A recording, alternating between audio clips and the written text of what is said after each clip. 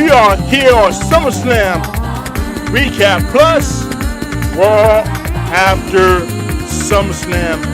It's already been time. It's already been time.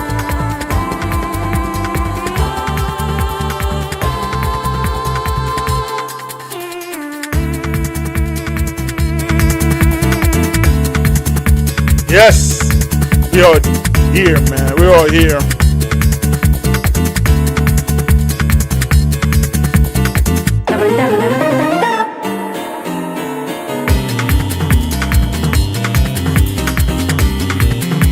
Oh, that's enough.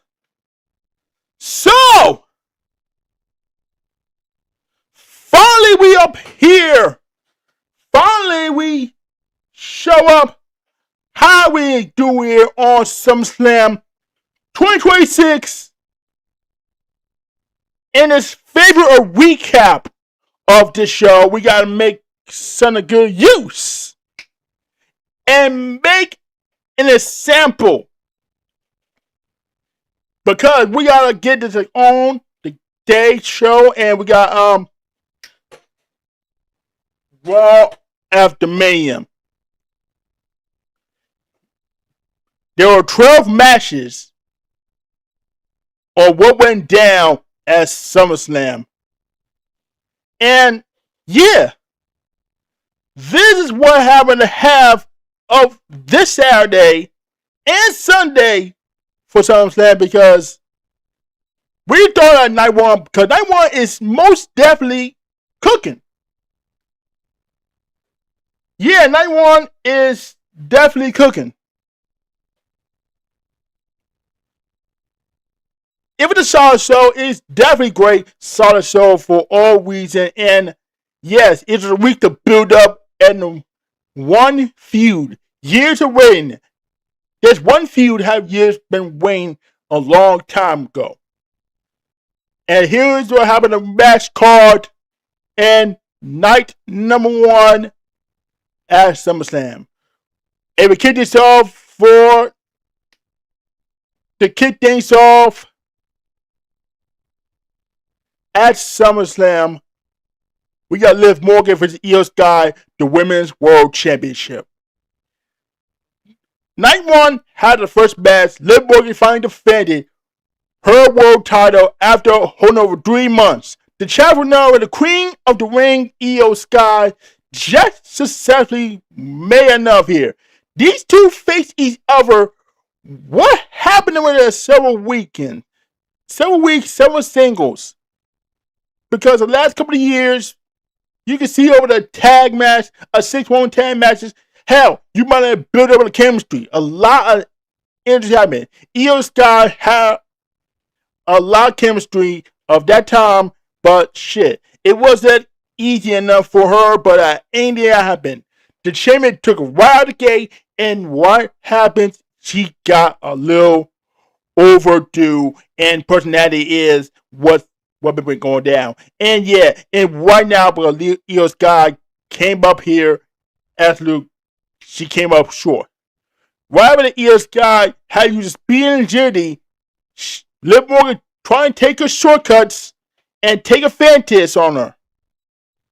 And of course, Raquel Rodriguez, Big Sexy, the new women's IT title, championship, of course, and Roger Perez just show up the unfair advantage and give Io Sky a moonsault.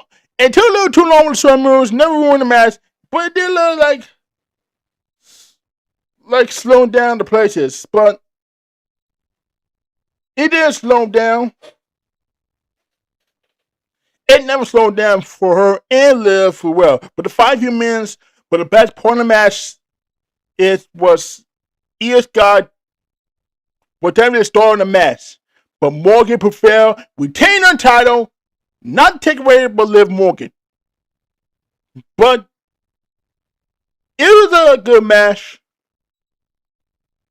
It's most definitely a good match. You can tell Morgan has a custom entrance music. But that's all I'm about to say, because the way but Io Sky was Dominique in the corner looked painful with Liv Morgan. She sold it for the facial expressions.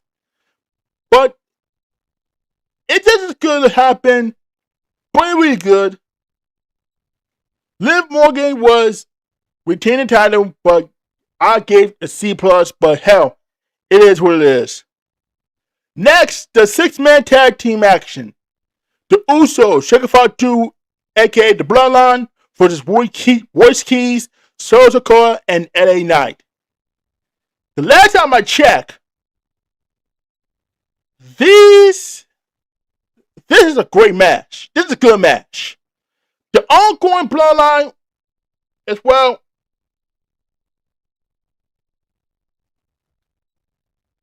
The encore match was so good that the Bloodline side quested and continued with the Saturday 6-man tag team action, sitting on the Jimmy and Jey Uso, Jacob Fatu, LA Knight, Royce Keys, and Soul Core. And the Guild Awards E-Day were the sponsor on this match. I mean, seriously. I mean, how the fuck would you get sponsors for this Guild of War E-Day?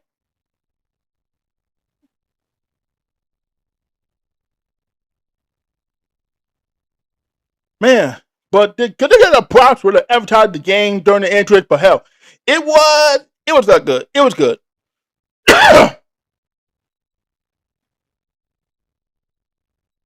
But the difference is this. These 6 men have been fighting over several weeks, but in not the case of them, in not the case, there was a solid action.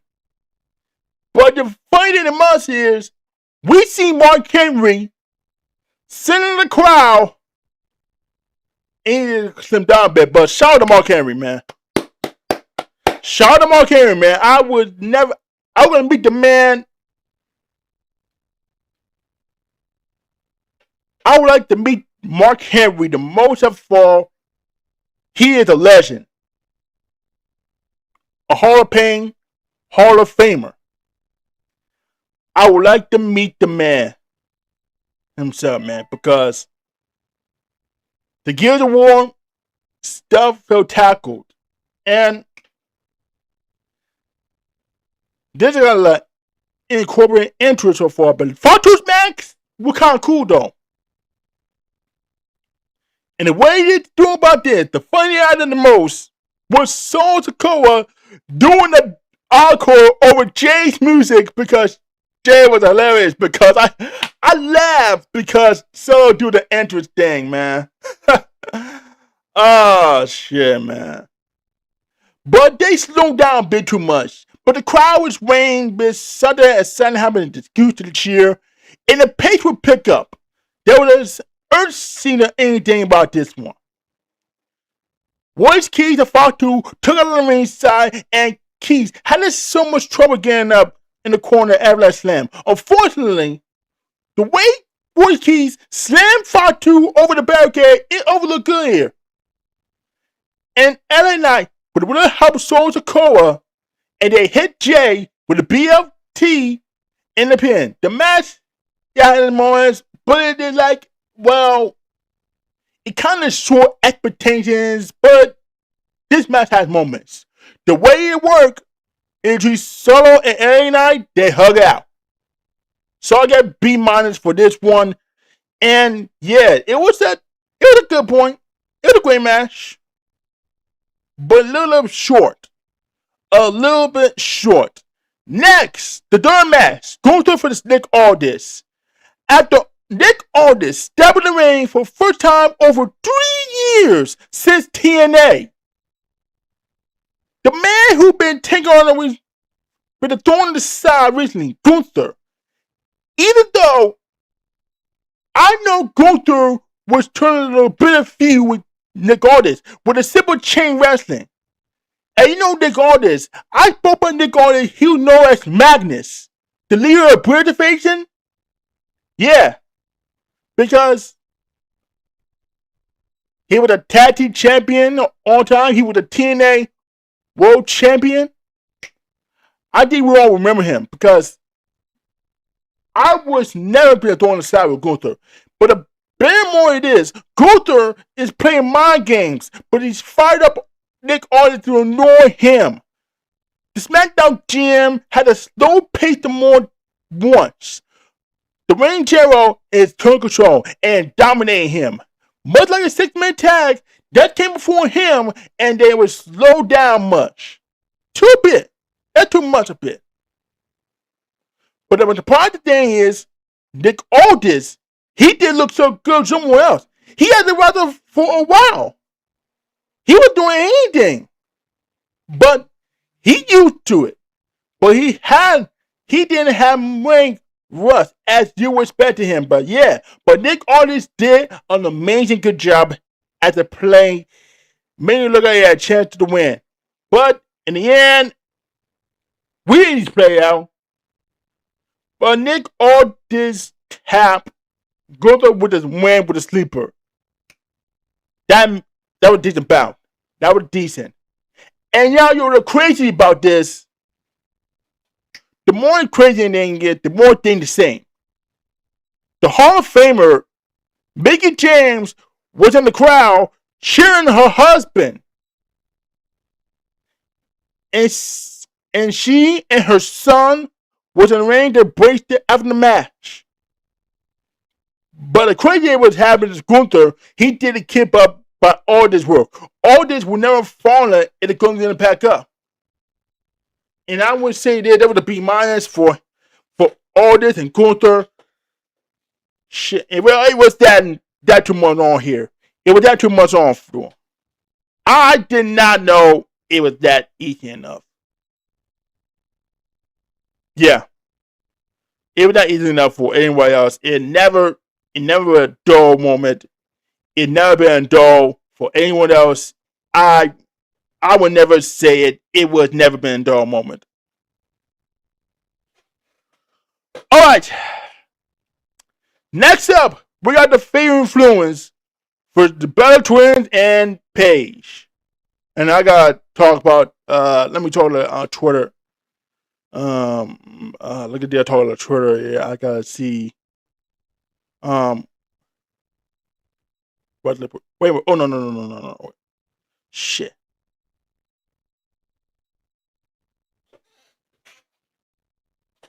I got to talk about Nikki Bella. Hold on. Playing possum. Where is it? Oh, there it is. No. Not there. No. What is this? Fuck them kids. GAT, really? Really? Where is that? Homer Nuggets career. Let me see the chat had to say this.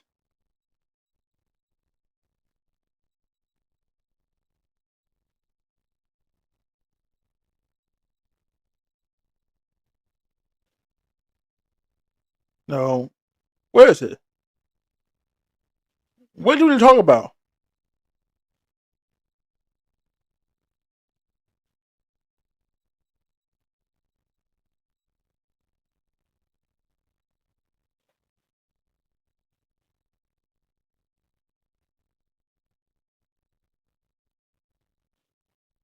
Who is she?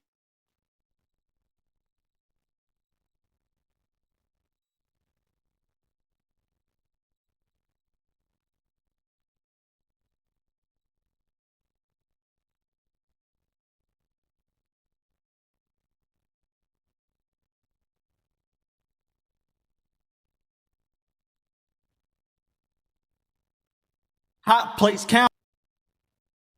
No. Where is it?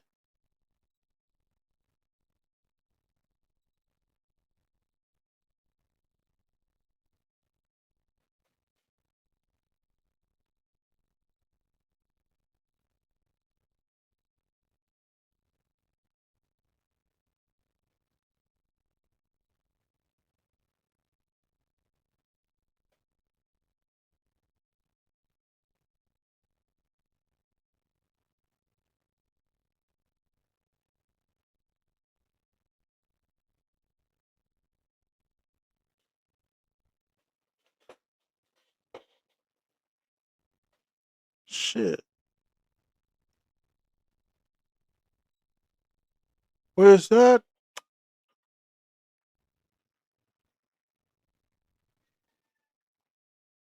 Oh no, that was on SummerSlam.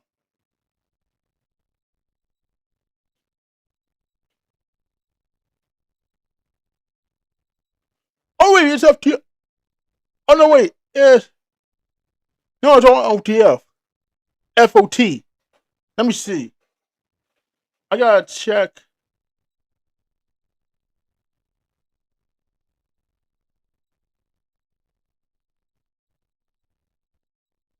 Oh, there it is. I gotta talk about this one. But let's talk about Fate Influence, Bella Twins, and Paige. Here's the thing. The Bella Twins. I hate them. I really hate them. Paige, Nikki, Brie, and took on J.D. James, Fallon, Haley, and Reed in the next matchup. This was Nikki's first official match since her returning injury.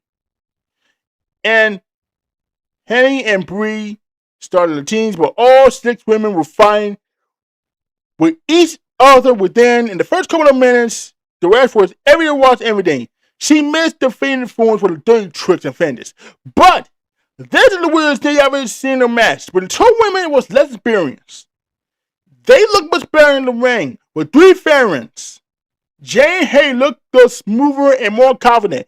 Everything they did, everything they done here. But Laney Reed was much newer than anyone else. As you can see, this gap was inexperienced in a lot of places. They all try and make it a y'all encounter them, but it's way too much choreographed. It's to feel like mayhem. But J.C. Jane took out Paige for the Roman Encore for the win of the team. And me and Chisel are so happy I could drink that, I could toast to that, but J.C. Jane did a victory. But J.C. Jane got the first victory at SummerSlam. And the Fair Influence did get the victory. Hell, that the second POE for J.C. Jane and the Fair Influence was gonna win. But after the match was over, we did the Battle Twins turn on base and attack her, turn heel, and break up lines for good. They attack her for no reason, and we didn't see it. We didn't see it for whatsoever. But god damn it, I didn't know what's going on there, but this shit is absolutely insane. But I gotta show y'all something. But this is hear me out for this. Let me check. All right, let's go down there. All right, let's see what's happening on Twitter, aka X, or Russell Purist on Twitter. Brie Bella confirmed that she suffered a broken scapula and will be out as for the bit. Not sure how I finished the match, but I do believe between the adrenaline, passion for the business, and the love for all the women I work with, it gave me the drive to finish. And this on Instagram, and she says on IG. Brie Bella just says, wait a minute, let me we're done to Warrior 7. I got play with this. We're done with I gotta play.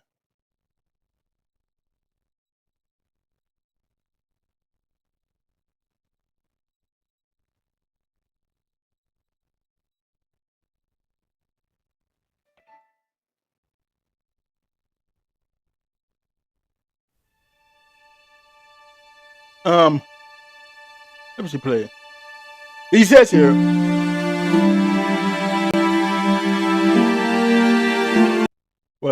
What the hell? Alright, let's play it. Let's try it again.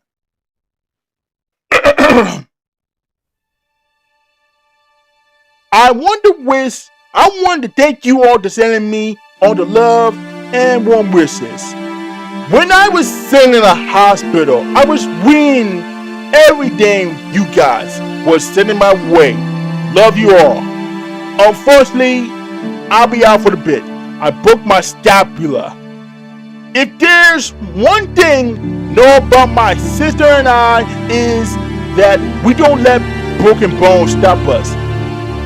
Not sure how I finished that match, but I do believe between the adrenaline, passion for the business, and the love for all the women I work with, it gave me the drive to finish. Now my new journey starts. But he said he's going to be my assistant. Birdie's going to be my nurse, and they both told me that Daddy is going to be my personal chef. So I am set. If there is one thing I know about Brimo, she always finds a way to come back to her wrestling home.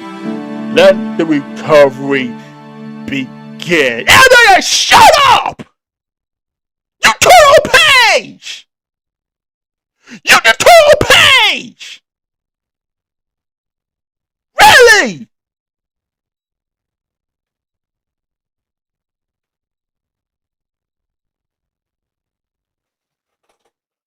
Oh man! If it was,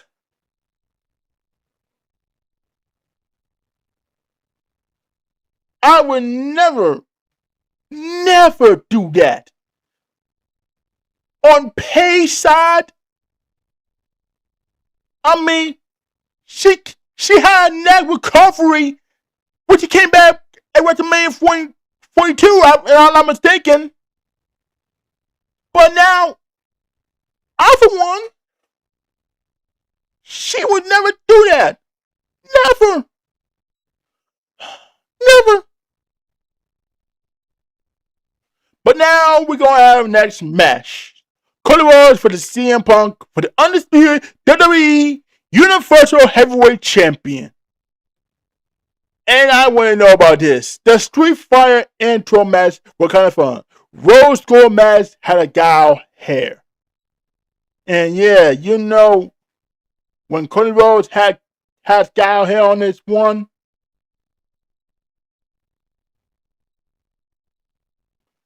I know what exactly it is, but now I know the fact is this, because Cody Rhodes had the cow hair to see in the fight with CM Punk. But Street Fighter waiting for this. I want to see a man who gets beat his ass. Who gets his ass whipped? Who gonna get his ass whipped? I want to see this man in the fight his ass on this weekend. I want to face CM Punk to get my title back. Can anybody get it? But this is the Street Fighter intro that I had never seen before the match. But CM Punk's gear with the weapons for the former ASL team, the Minnesota North Stars. But more like a traitor. More like he's wearing the Green Bay Packers colors, which make him trade in Chicago. The Vikings fans hate the Bears and the Packers.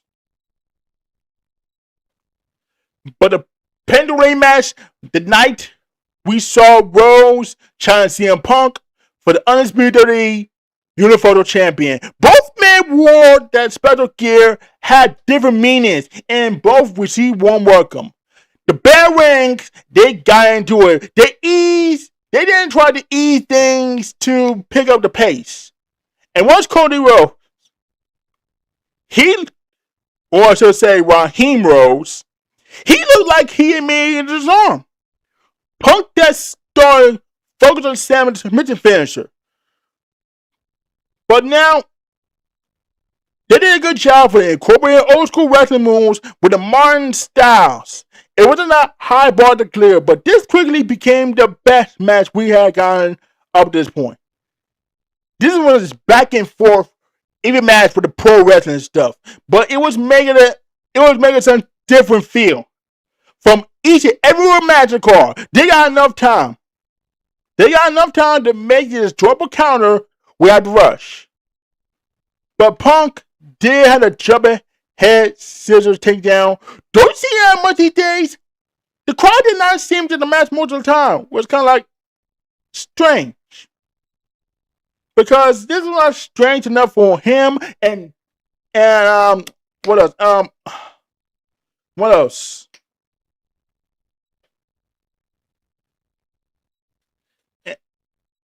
I got nothing, man. I definitely got nothing. But it is strange enough, but the Punk tried to get an elbow drop and a turnbuckle, and Cody put it on the announce table. And the straight edge superstar almost crashed and burned.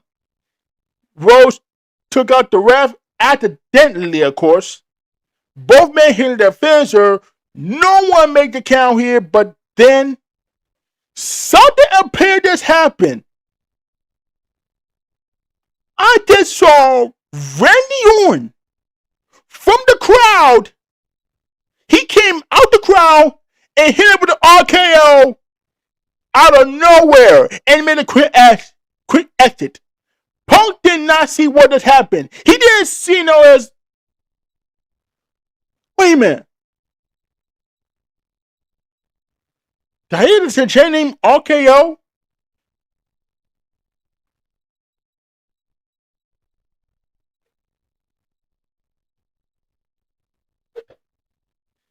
Punk just says, what the fuck?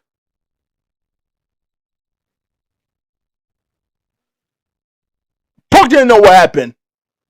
And when he got by the ring, he hit the GTS. Go to sleep. And he hit the GTS for the win. Punk retained the title. Cody Rhodes just got screwed out of the title shot. And more definitely they did. But now we see another first main event. Now we're going another main event. Over Femi for this Brock Lesnar. And finally, I can finally have peace. I'm going to find peace. I'm finally made peace. Because over Fame, Brock Lesnar, hell, that's all I got to say, in the Hell in a Cell match. The Hell in a Cell structure was lowering itself in the main event evening. Lesnar and Femi. Both men figured over there in the Hell in a Cell. It was the world match to end this feud, the foreseeable future. It took unusually long time in the cage, lower down on the ground. Both men circle each other. They waited around the call for the bell. And was on the way. Over Femi corner Brock Lesnar, start beating this nigga's ass. And once to beat the corner, just before over Femi, he started to take Suplex City. But the ruler had brushed off that 3 German suplexes. Not 1, not 2, but 3 German suplex. It was nothing. This was never going to be a technical wrestling match. But the 2 powerhouses inside the cell, it was always going to be a slugfest. But it was also, they falling around the ring, used weapons, took big bumps, and made a sign. And later, delivers not 1, not 2, not 1, not 2, but 3 F5s in a row. It wasn't enough to keep Open Femi down for the pin. And what happens here? He started to whip up the mat and exposed to the wooden boards. Beneath the thin pan and another F5, he hit the power driver. Hitting the 1, 2, but it's not enough. It's not enough. The match was designed to put Open Femi over, and it worked. He conquered the beast, survived his best shots. It might be the interclassic, but it covers what it's set out to do. This man had entertaining moments along the way. It is any other doubt that WWE sees the winner, future top star, and they're gone now. They are gone now. It wouldn't be a shock. He changed the top for the end of the year because, and fall for grace, he in the 1, 2, 3, and like, huh? And I was like, I'm shocked that Oprah won. I'm shocked Oprah won. He beat the beast. The beast incarnate. Brock Lesnar. And when I see it, I couldn't believe it. And after the match, Brock Lesnar embraced Femi. And he held him to 50 hell high. He asked the mic and called him, I'm the past. The Buddha is the future. The next big thing. It's kind of that dumb. It's still kind of that dumb that Femi trade with a guaranteed title shot for this. The WWE didn't do damage to have to explain why he would do that. Won the match up on Lesnar one more time, not enough more favorite, and it made it King Ring tourney feels pointless. But ESPN had some issues during the entrance. Some fans took longer for entrance and introduction the entire 6 women tag team match earlier in the show. The way the Lesnar put through the table, it was having it for it. I give him a B plus for this. Now SummerSlam was solid. It was good. But Saturday's happening this year to SummerSlam PLE. There are ups and downs, and probably remember the months. Punky Rose, one of the best matches of the night, and see winning in return. The Hell in a Cell contrast between former family and Brock Lesnar had their moments too. But the most surprising about is between Gunther and Nick Aldis, the SmackDown General Manager looked good. Someone spent the last 2 years winning the suit. And my ad, I get C plus for this. It was that moment too soon.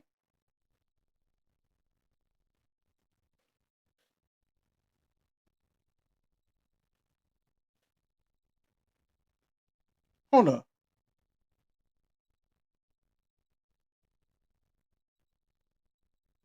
Trade deadline. Let me check.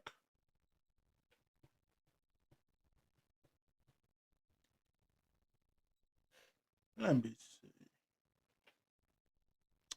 see. Padres. Tigers.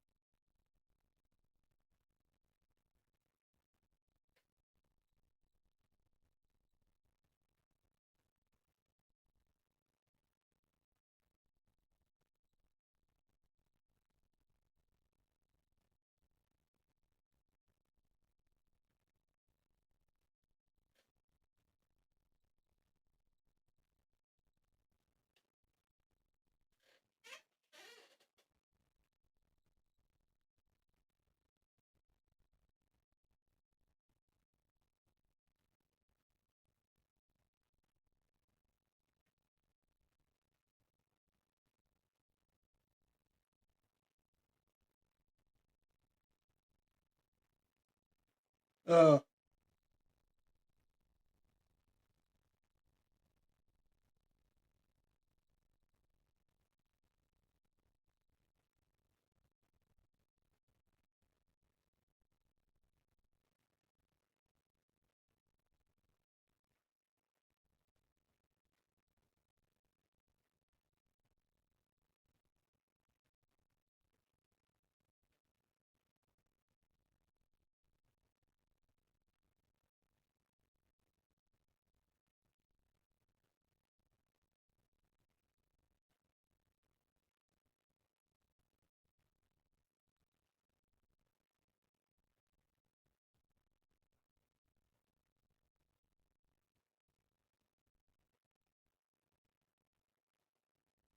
yeah.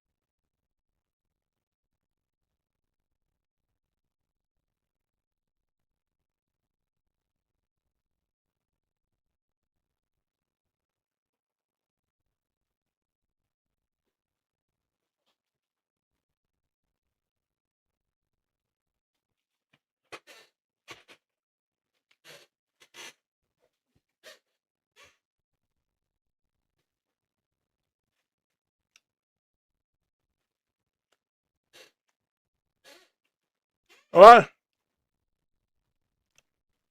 Let's go night 2.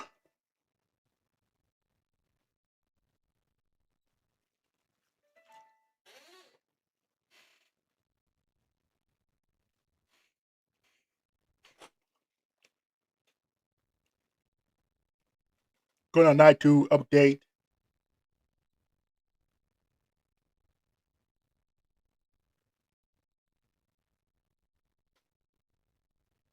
Wait, what am I doing? Just quit it.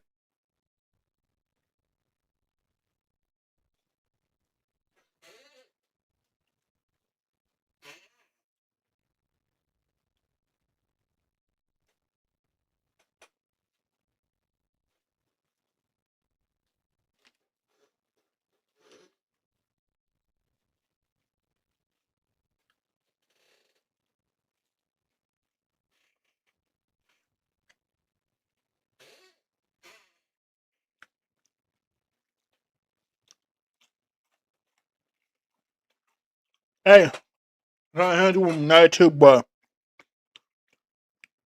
this is pure cinema. After pure cinema. We gotta check out the recap. What went down to.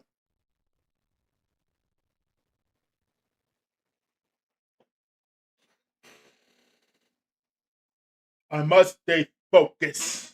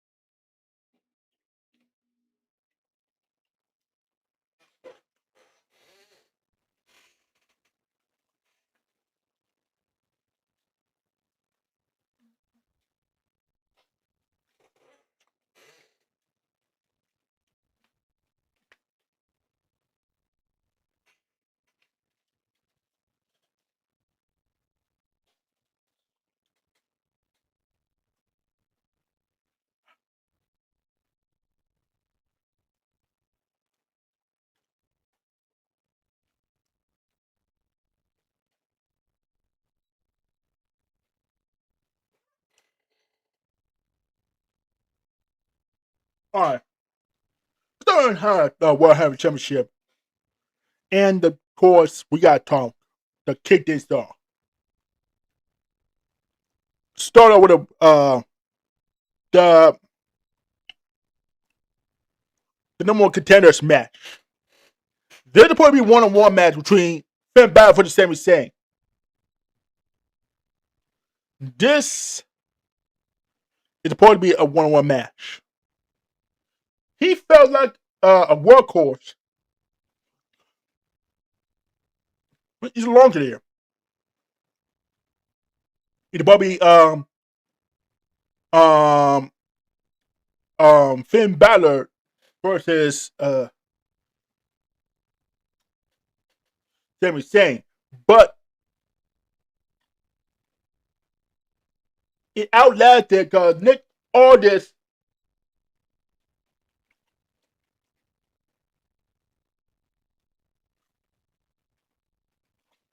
has reinstated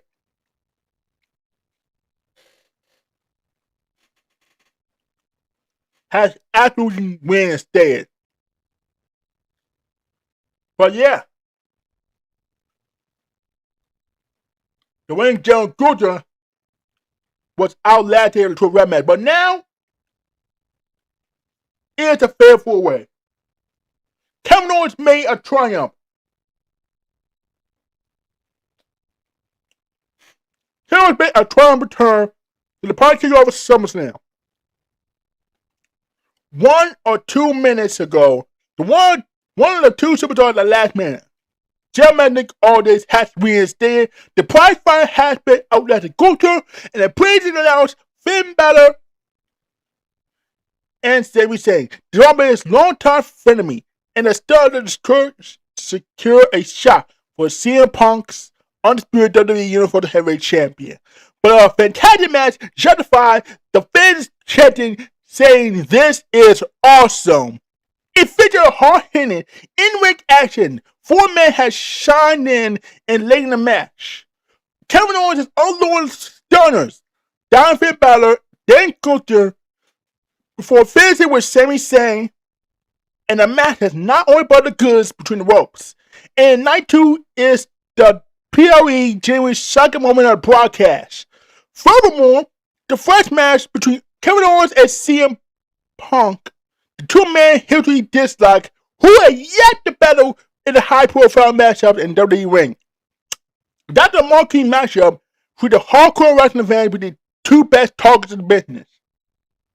And Kevin Owens is the number one contender for the undisputed WWE champion against CM Punk.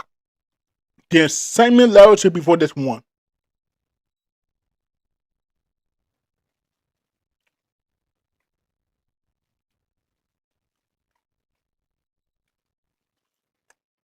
Man.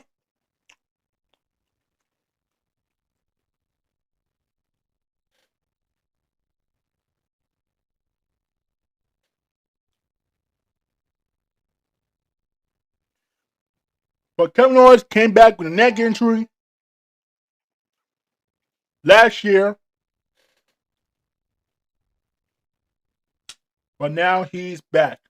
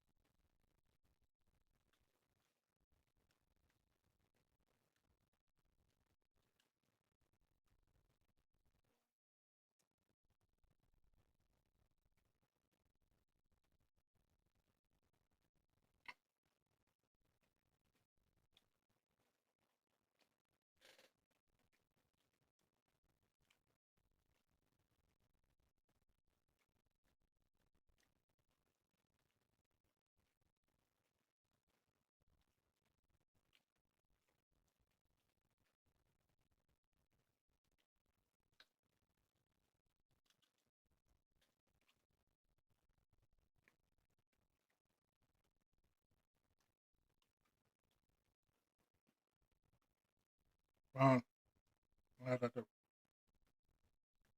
about chicken before? Entire life.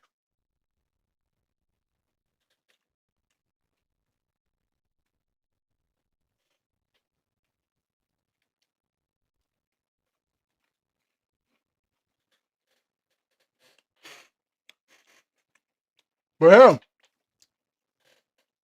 Kevin Owens back for 18 months. It says, Sami Zayn stormed off.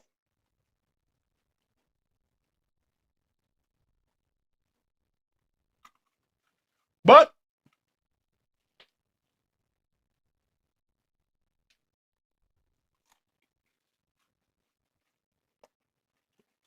got the United States champion, Trick Williams was Baron Corbin.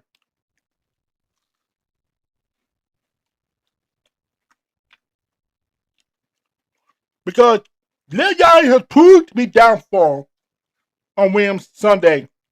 Corbin capitalized the destruction of the weapons bump for the table ringside. Bladed Williams, the United States Championship, finished him off at the end of the day.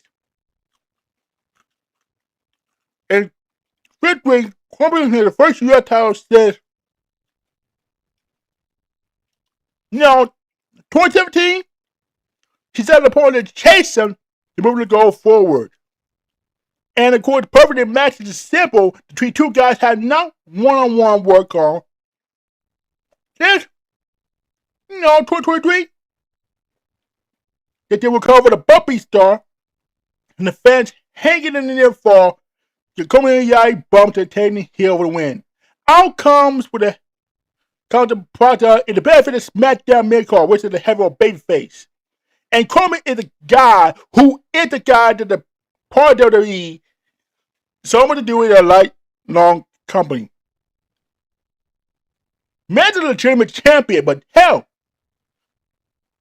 But Trick Williams, Carmelo Hayes, Ilya Dragunov, and Ricky Sage and the other shows on Fridays. Will we be back? I know Carmelo's not on the PLE, but hell, Mel was not on the PLE mid card, but that sucks for him. But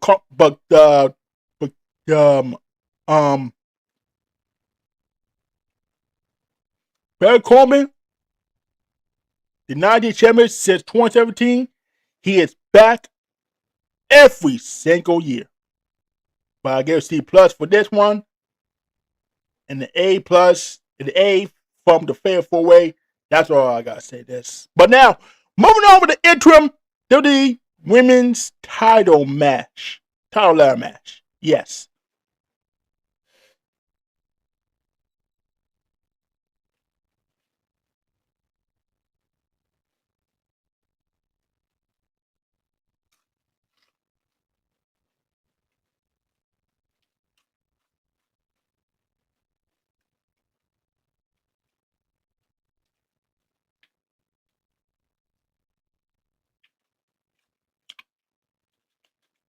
And the members of the are Timmy Stroud, Chelsea Green, Jay Cargill, Charlie Flair, and Lance Nelson. The first season of WWE got a wheel on Netflix. Just got a incredible storyline.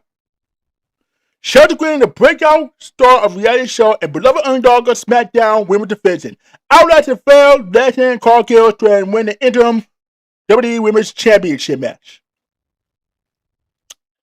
In a hot match, local of the title won early bout, but Cargill's baddies, Mason and B-Bat, interfere on behalf of the associates, left her hanging upside down among a ladder. But Cargill allegedly was a stare down, was very impressive. If Leslie could get all the important puts and better connected with the audience, her and Cargill was a huge money maker. And Tarfer and Strand beat the hell out of each other. They're not at the point. But this is her.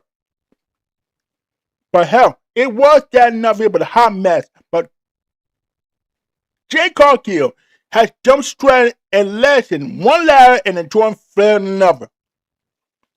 They fought hard and furiously, tipping on their own over to sending themselves out of the ring. And Green set up the ladder and retreat time playing a long and arduous journey. It remains to be seen where you go from here. This is absolutely fan service outcome that won Chelsea Green earned for hard work, weirdness, and do what they asked her to do. In the bid to get over there, she made a historic moment. That was hard work, dedication. One of the feel-good outcomes of the show. The match field itself, when the ring was not big enough bumps of crowds, in a crowd-pleasing spot to keep the audience effective outcome to top it all off. But congratulations, Chelsea Green became the new interim women's champion. But I hope Will Ripley is watching. This is my brutality! And I will be there. She's going to be there too. Hopefully. And the next match is Human Money's on the Pole match. Okay. To Cherry went the Humans on the Money in the Pole match. What is expected? Between Danhausen and the AAA Mega Champion Dominic Mysterio. I want Dominic Mysterio to drop that AAA Mega Champion off the title. I want Dominic Mysterio off the title of AAA Mega Champion. For real though. Jenny Madonna interfere on behalf of Dirty Dom won't be taken out for many Housens and return to Real Housen. Or should we call it El Torito? The latter took out Dirty Dom with a further hurricane and the top suicider on the floor. Madonna re-entered the ring and the million Housen is looking to be different than the maker about Joe Hendry make the save, cracking the man's head in the guitar. And then Housen get an ultimately cursed Mysterio, climbed the pole, and won the match. True to his babyface self, he gave her the money to the fans, and at the fan, you hear Danhausen and Dirty Dog on the Wrestling Human Money's on the Pole match. You had certain expectations. What did it look like it? I don't think so. This bad expectation exceeded him. It was harmless fun. The crowd loved Danhausen. Really. But the most popular recognized in the wrestling one in the world, man, you get not as a gimmick, man. This man made a gimmick. I ain't gonna say nothing. Move on. The Intercontinental Championship, Penta versus Chad Gable. Chad Gable made it with redemption story. With this and Munson. Okay. It was a story that reached a conclusion Sunday in Atlanta's hometown hero of Minneapolis, Minnesota, when he overcame the bloody forehead and damaged left shoulder. Penta, he defeated Penta and captured the Intercontinental Championship. For the first singles of his career, it represents the hard work, dedication from his craft.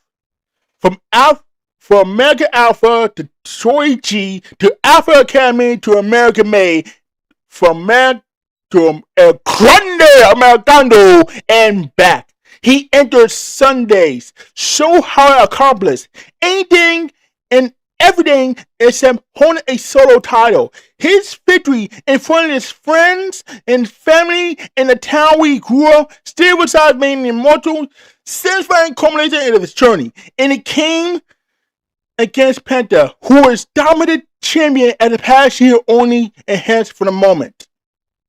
This match had lived up to lofty expectations, but a strong effort with the two best workers. The roster ended with a Gable tapping Penta with a trademark ankle lock. Triple H had to create a team with an enormous final moment, but Gable will determine if it runs a success. And the paying talent the world worked with, including Ethan Page, Rusev, Javon, Urban Evans, Dragon Lee, James Madonna, and his name bitch ass Dirty Donald Mysterio, and of course, the one man who never fought this title. I'm talking about the Triple A General Manager, the WWE Hall of Famer, the man who lasted an hour in the Royal Rumble in 2006, the man who won the World Heavyweight Championship. I'm talking about Rey Mysterio. And yes, that's all I gotta say. But the fight day in the months with Chad Gable, he got the mascot and got the root beer. You know what my favorite? Root beer floats.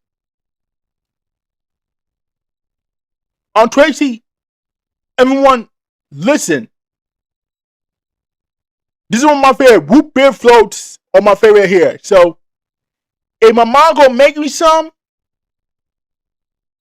about root beer float, it's gonna be good. It's gonna be good. And last but not least, the main event. Seth Rollins versus Roman Reigns. Man talking about number one, Reigns number one, and he's number two. But hell, you know about this one. Roman Reigns has exercised the demon of the Shield, and Seth Rollins Sunday defeating the visionary himself, Seth Rollins, and the match that make around the best year come to December. And the Tribal Chief resisted the opponent's mind games. No bloodline interference. There is no The Rock and no Certified 2. But instead, Reigns overcame the liquidious threat of the current run of WWE Champion, the World Heavyweight Championship, of course. Clearly in the center of the ring, defeat him with 3 consecutive spears. If the culmination, then the match has relied on a heavy exchange in the finishers. Owes to the former Shieldmate Dean Ambrose, also known as John Moxley, of course, and the several perfectly executed falls finish near dramatic falls. Near falls. And the fans hung on everything both men did, ate up all the references, and delivered the heat benefit the match of this magnitude. The most memorable was the occurred after the bell when Reigns extended his fist and Rollins welcomed as first, joining the ceremonial steel fist bump. On the mat below, it was the Shield match, another one owed to Ambrose. The magic the trio created its run for over a decade. It was the era-ending battle, perfectly executed for the main event, defining the matchup both men's careers. With Rollins out of the way, Reigns Monday have here. It looked like every night and Charlie Cole could be a rising. The tribal chief was found to win Saturday night. At Sunday night, of course. After Saturday night, because, yeah. But Rollins bounced over the delivered clothesline a la Ambrose. Reigns added Dirty D's as both men paid tribute to their Shreya brother, who is now working as John Moxley at All Elite Wrestling. But that was A+. I give him that. But this is a crazy ever seen. But the MVP was Seth Rollins and Roman Reigns suddenly pulled the rush at SummerSlam, are going to be live or die at the World Heavyweight Championship match performs. Think about this. The two bears had the last decade in a huge way because the overall was B+, and of course C+ as well. I give it the overall is an A-. So yes, it was perfect. This was perfect. SummerSlam, absolute cinema here.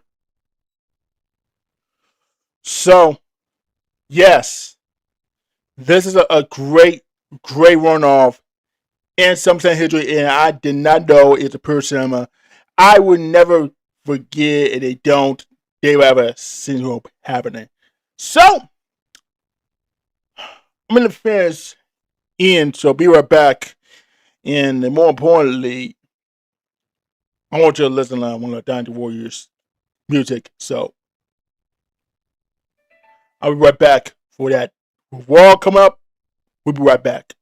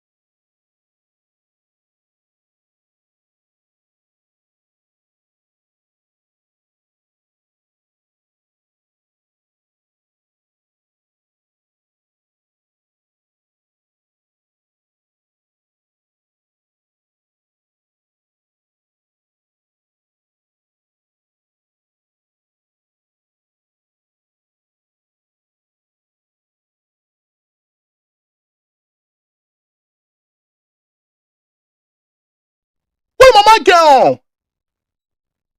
Here's Roman Reigns coming through the ring. Here's part of my Slim Jim.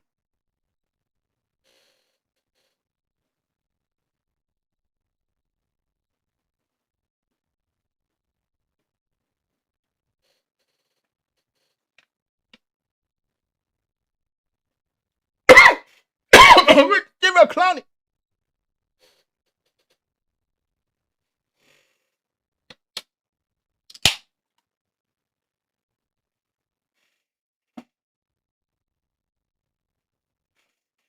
Okay. All right. What the hell?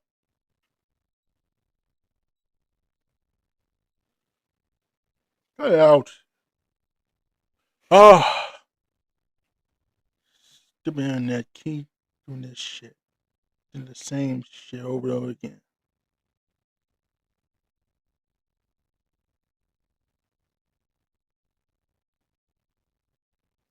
He kept doing this.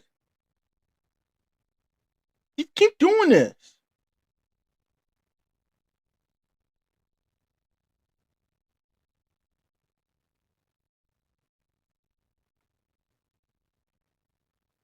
Oh my god, this.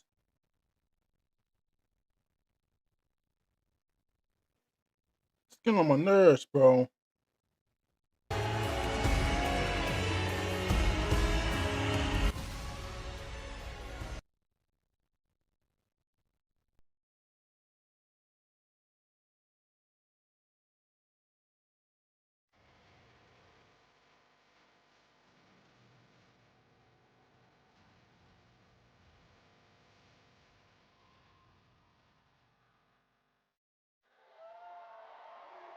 Woman, this woman is going to speak on his mind on what happened. Let me talk to you. What are you saying? What talk to you? What are you saying?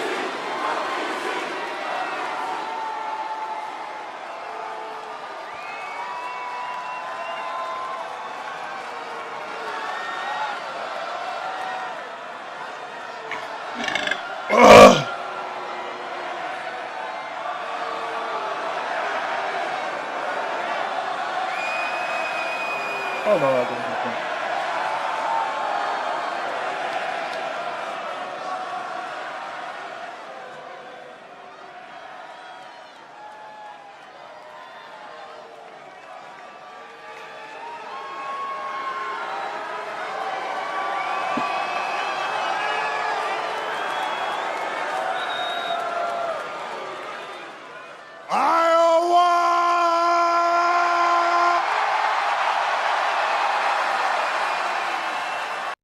He's for Davenport.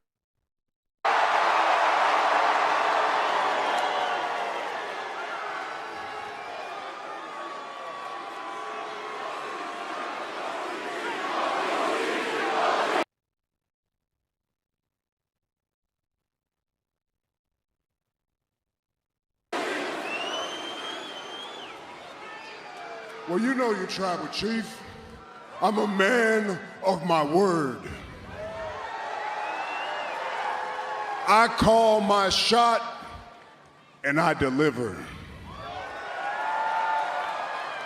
Before I went out to the desert, I said I was gonna win the Rumble and I was gonna save this place. And that's what I've done. I went to Mania and beat the old man.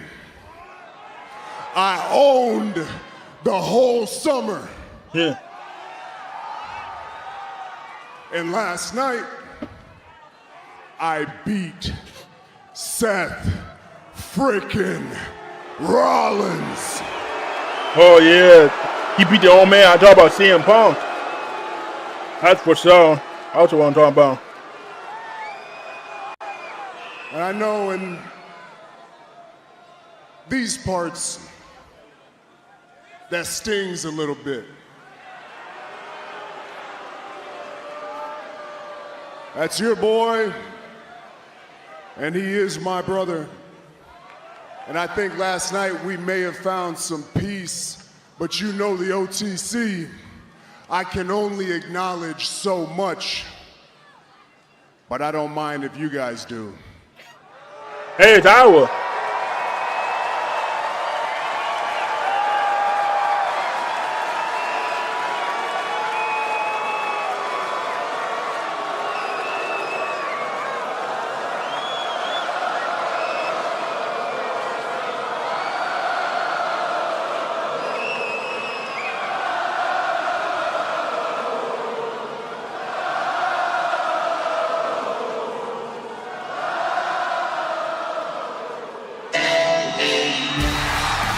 Yup, and he's here. I knew it. For the tribal chief. I knew it. LA Knight show up. I knew LA will show up. I knew it.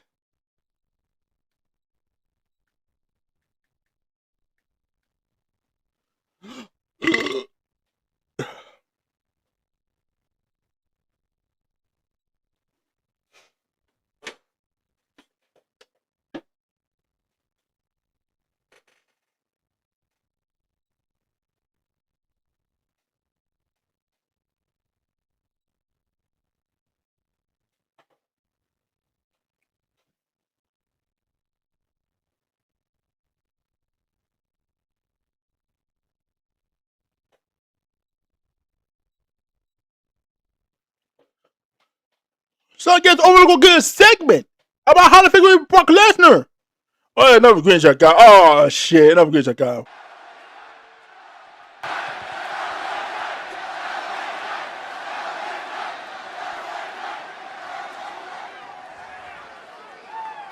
Let me talk to you. Yeah. Congratulations. Congratulations on your win at SummerSlam. Congratulations on still being the World Heavyweight Champion. And despite the fact that Seth Rollins and myself, I'll eat the crow on this, we both said you couldn't do it by yourself. Congratulations on doing it by your damn self. Yeah, no bloodline involvement. That's what I'm saying, man. But you're still a fraud. Oh, the tribal fraud.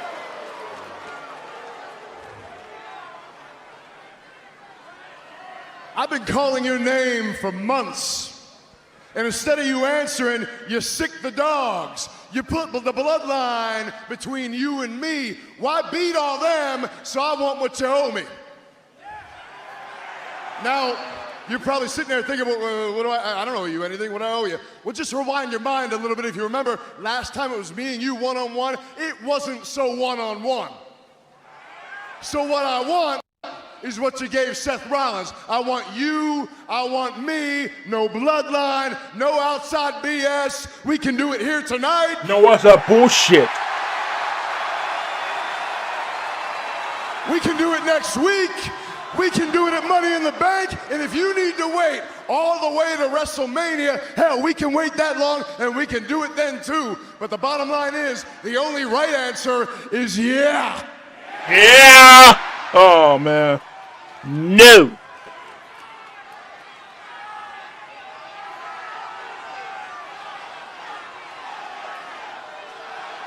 You won a match, but he gonna say no. He don't gonna say no.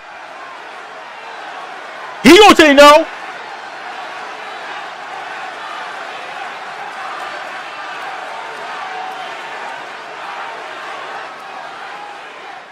This is what I'm talking about.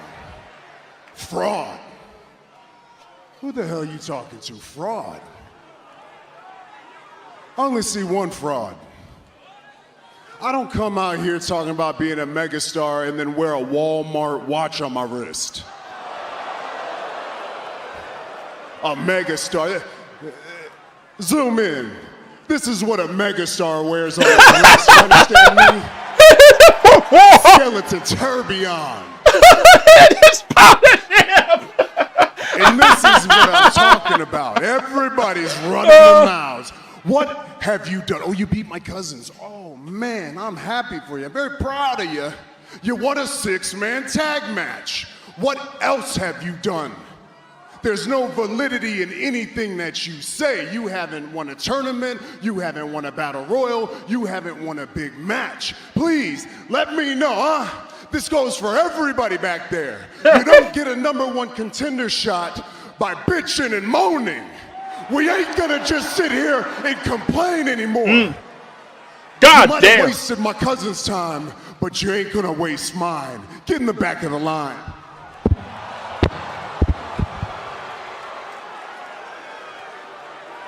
Wait, hold on. Just not yet, I got one more thing. But before I get there, first of all, man, your aura, you are so much cooler when you're not standing right in front of me. Because you stand here and you make your little scrunchy faces and you talk about you haven't earned it. Huh?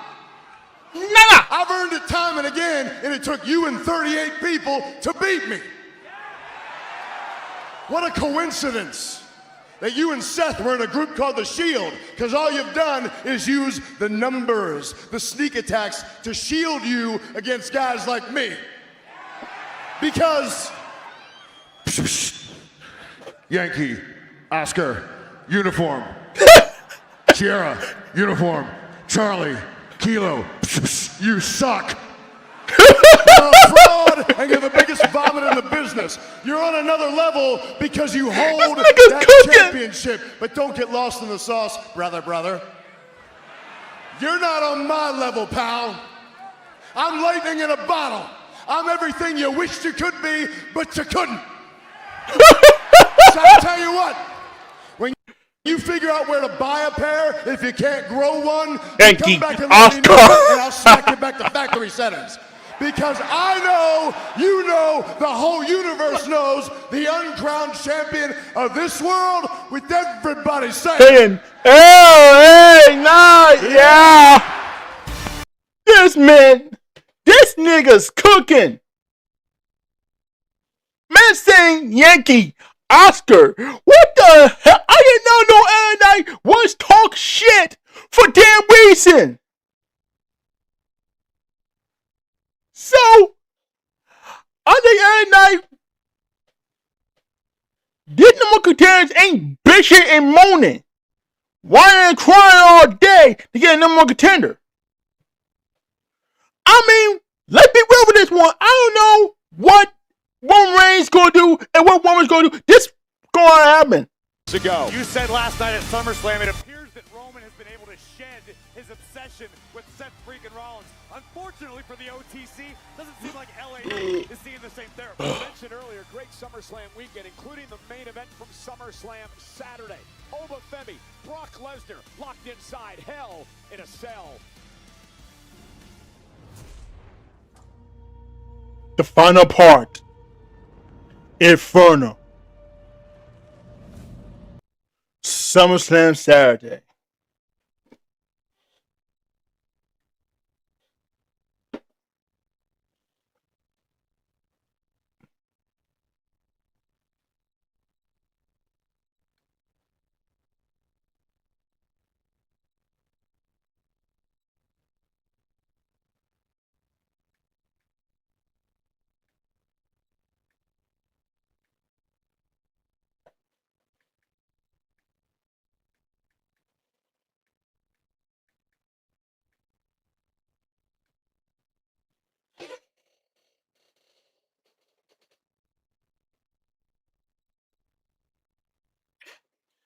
I am surprised.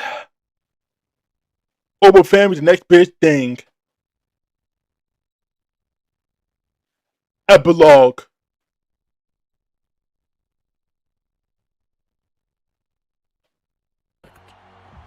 this is the future, ladies and gentlemen. This moment means everything to me. I knew that deep down, Brock has always respected.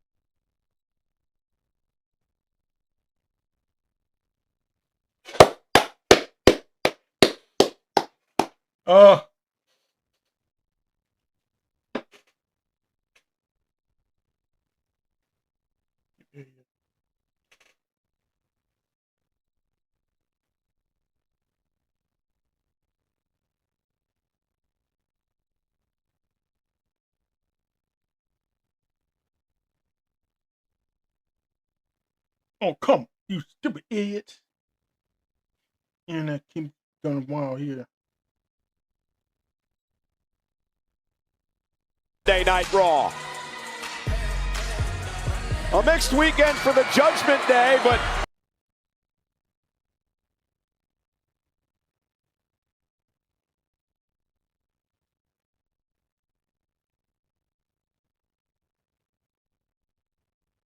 Oh, come on.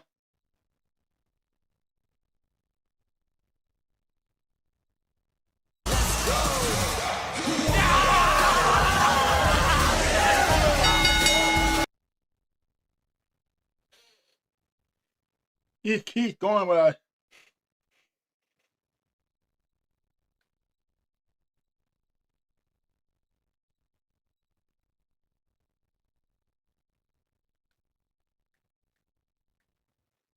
This end that gets on my nerves.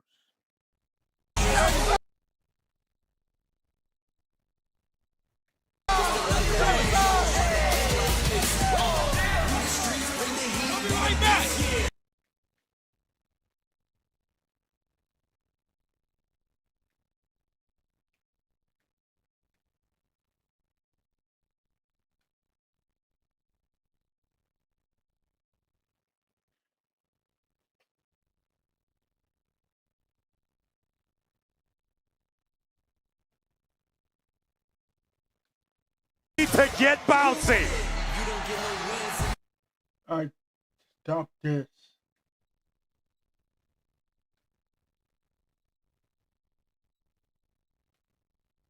impressed me about Javon lately, Corey, is his newfound aggression.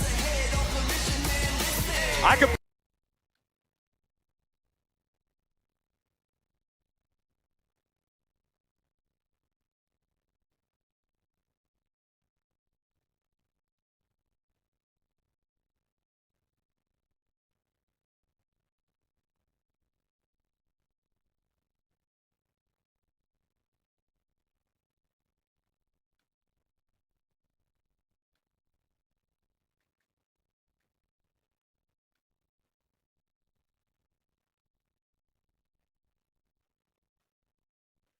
Stop.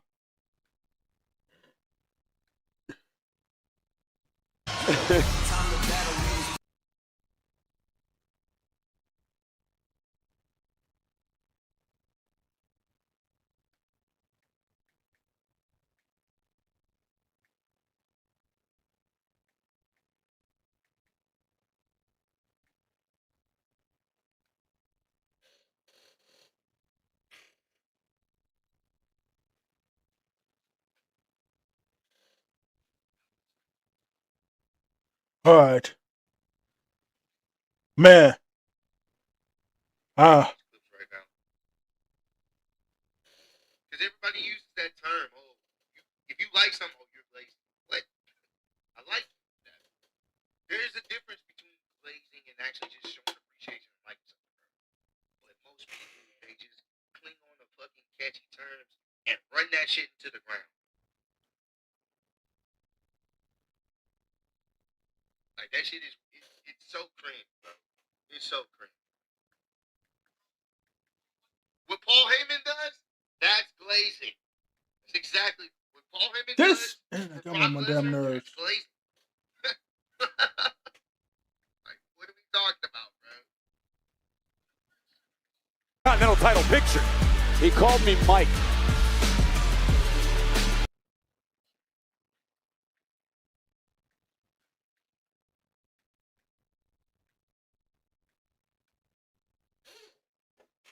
They are projecting when they say stuff like that. Ross, do you think Braun Breaker versus Joe? What do you think about Braun Breaker versus Joe Hendry? I don't know about. I don't know. Braun Breaker, he just needs to break away from the vision. That's what we're gonna start saying. Braun Breaker needs to break away from the vision, bro. He needs to break away from the vision. All right, Javon Evans, Ethan Page. And the bell rings and we are underway. Corey and I discussed just a few moments ago.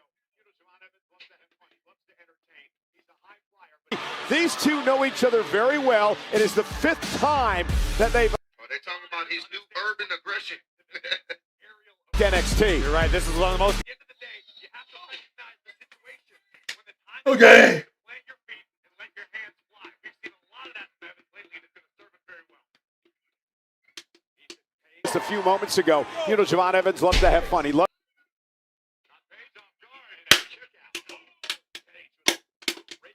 Evans. Javon Evans understands what brought him to the dance, his aerial abilities, his fearlessness. But at the Black lately is funny. This is the millionth time. we've seen a lot of that from Evans lately, and it's going to serve him very well. How many times? Ethan Page off that shoulder tackle, and Javon Evans now. Got Page off guard. And a kick out. Oh! Do that for me. How many times? So we can have the stats for this. How many times? Some style of Javon Evans momentarily had Page out of sorts. Evans' incredible evasion abilities frustrating Ethan Page in the early moments. Yeah, just uber athletic as Evans. And now Evans caught Page with a kick. Big boot from the young OG, rocks all ego. And Javon Evans with that springboard. That's what it's about, Evans. And now a Springboard! kick by Javon. And all ego Ethan Page needs to regroup. Oh my God. Well, unfortunately for Ethan Page, even when you're on the outside of the ring, you are not safe when the young OG's involved. Michael Cole, where are we at? We're set! It is always an event when Javon Evans is in action.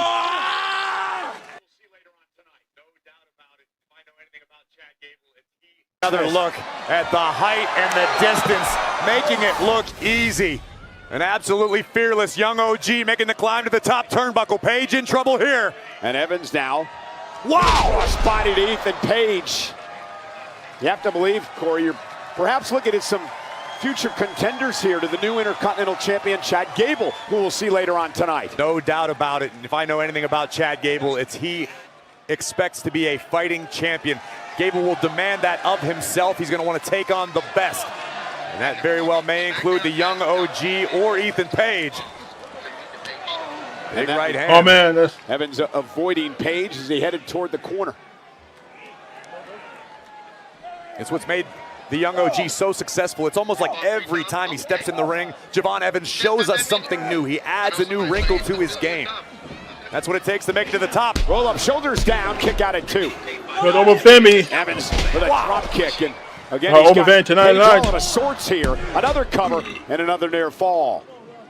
Evans is living in his wheelhouse right now, utilizing the man. speed advantage he has over Ethan Page, and it's serving Evans extremely well. Yeah, such a distinct athlete. Oh Javon man. now measuring his man. Page He misses ducks wildly. Evans a just fist suckered fight him in here. there. I think we've seen this. But all ego! Evans made a mistake and Page made him pay. It almost looked like a bit of indecision on the part of Javon Evans. Like he second-guessed what he was looking for. Ethan Page made him pay. Ball continues.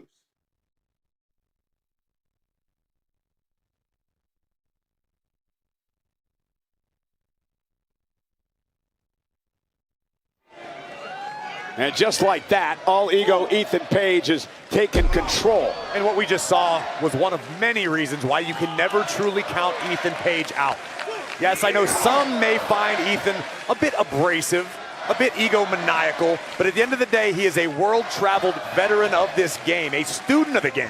And no doubt about that. Tremendous athlete. Cover off the elbow, hook of the leg. Evans kicks out. He's a man who's got a black belt in Taekwondo. He's a four-time black belt Hall of Famer. He trained for the Olympics at one point in his career.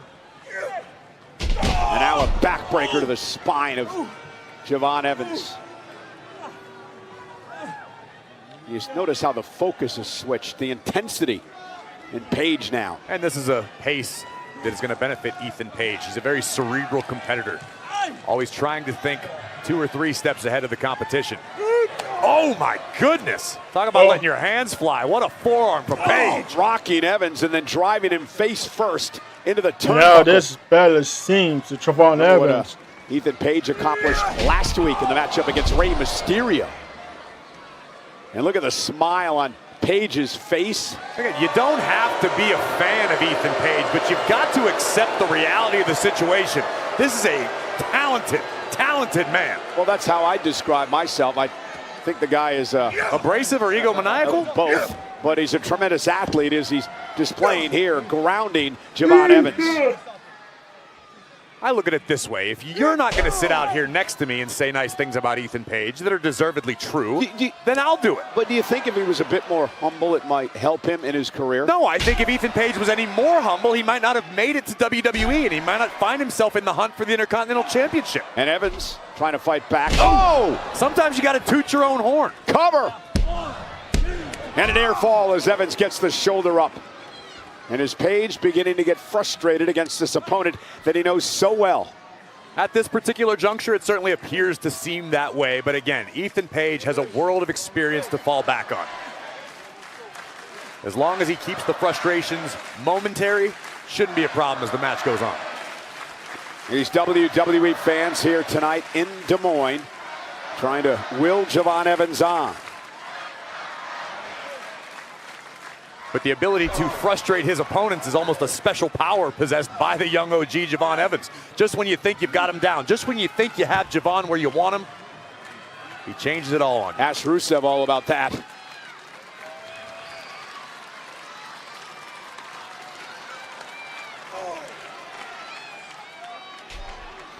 Des Moines, Iowa, the capital of the state, hosting Monday Night Raw tonight. And this matchup between All Ego Ethan Page and Javon Evans, and Corey Page has been able to ground Evans in this matchup. Page had to weather the early storm of the young OG, but notice how Ethan Page is now trouble focusing his against attack on the Ethan lower Page. back All of ego. Javon Evans. This is a veteran strategy. It's tried and true. You damage the lower back to the core, particularly a high flyer. It very much limits their game. Now that right hand straight to the kidneys of Evans. This all the fight you got, Javon! Huh? Huh, Javon? Huh, Javon? Come on!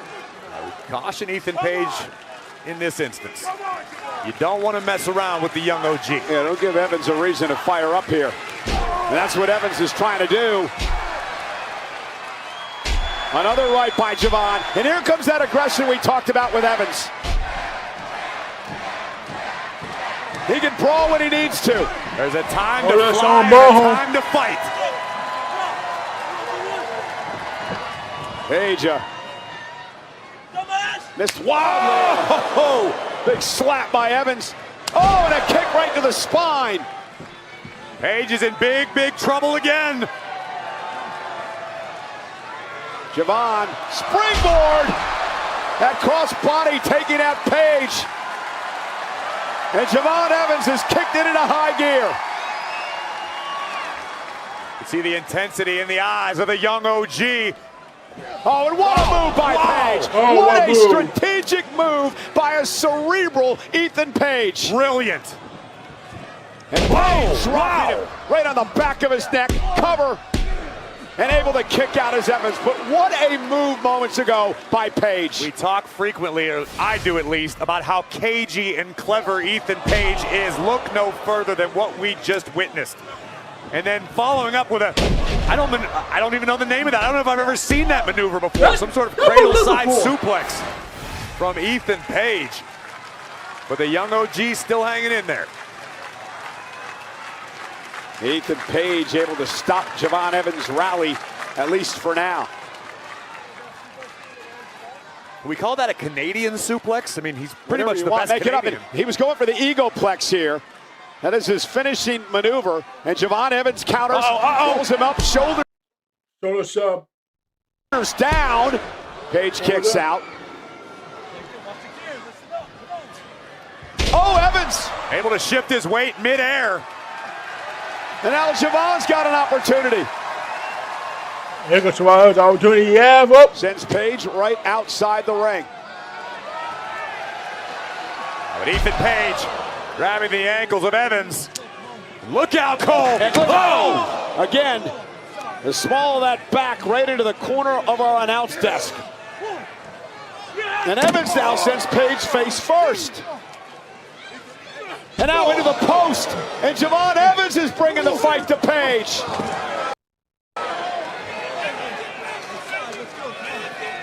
Uh-oh, Cole. Wait, what is Javon ever doing?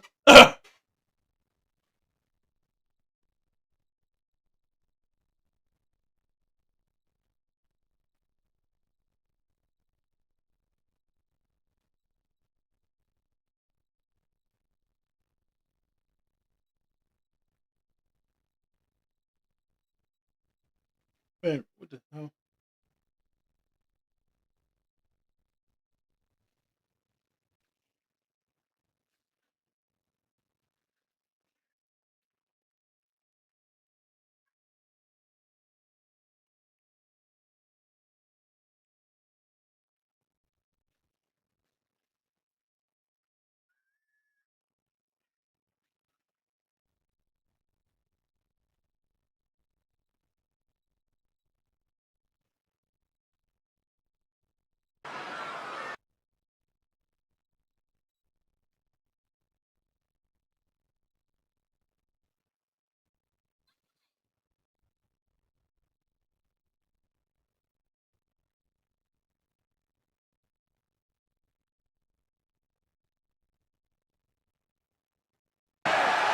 And the official caught Page. Oh, And Evans with a kick to the face. Oh, the confidence.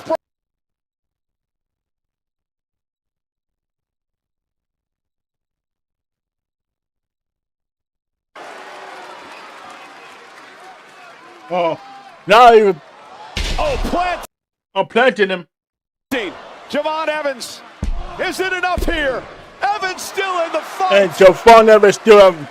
We've learned a lot, Corey, about this kid's heart over the past number of weeks. Knows the meaning of the word quit. This young man has an overabundance of heart, guts, and will. Unfortunately for Javon, All Ego is always willing to go as far as necessary to pick up a win. And look at this, the official, as he was counting Evans, Ethan. Oh, he's a Page card. That man is not.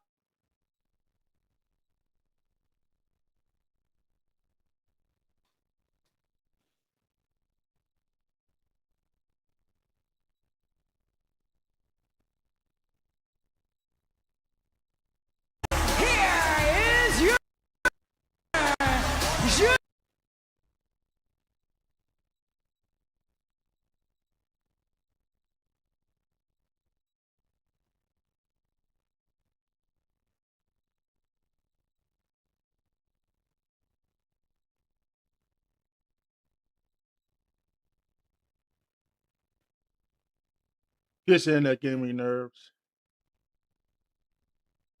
Suck a towel. Week after week after week, and shows no sign.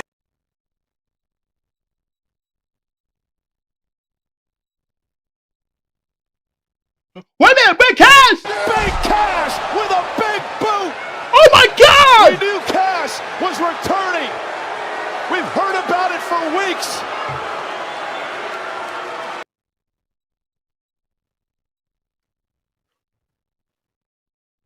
Oh my God! Big Cass returns!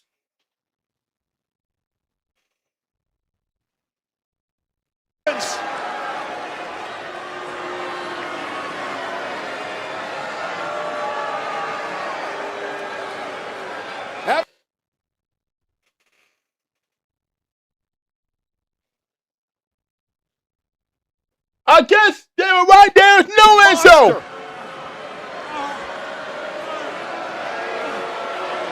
There's no Enzo. Only Big Cass. And this man.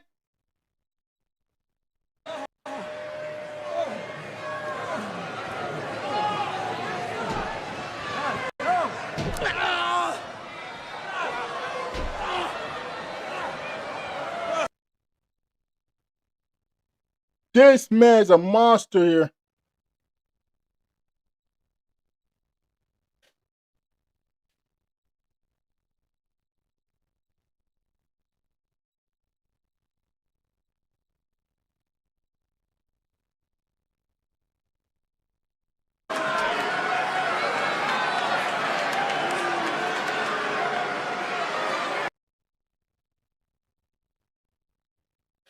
show.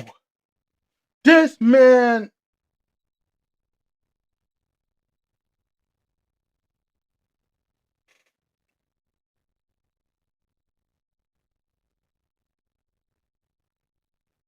Yeah, well, I switched the crack string here over there. To start. You know, ladies and gentlemen, for the past number of weeks, we've heard about the return of Big Cass and this.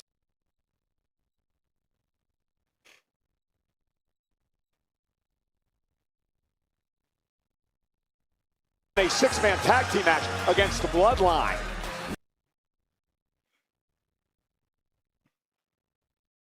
Let's put the crack string because this is hell. This is hell.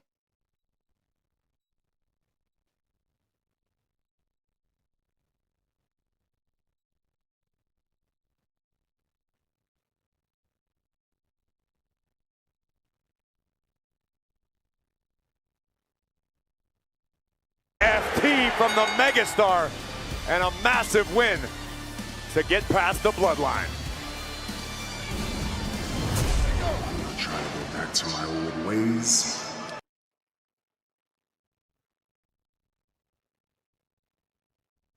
But I have a standard. You two know this. It doesn't work if we lose. We're a family, a six-man.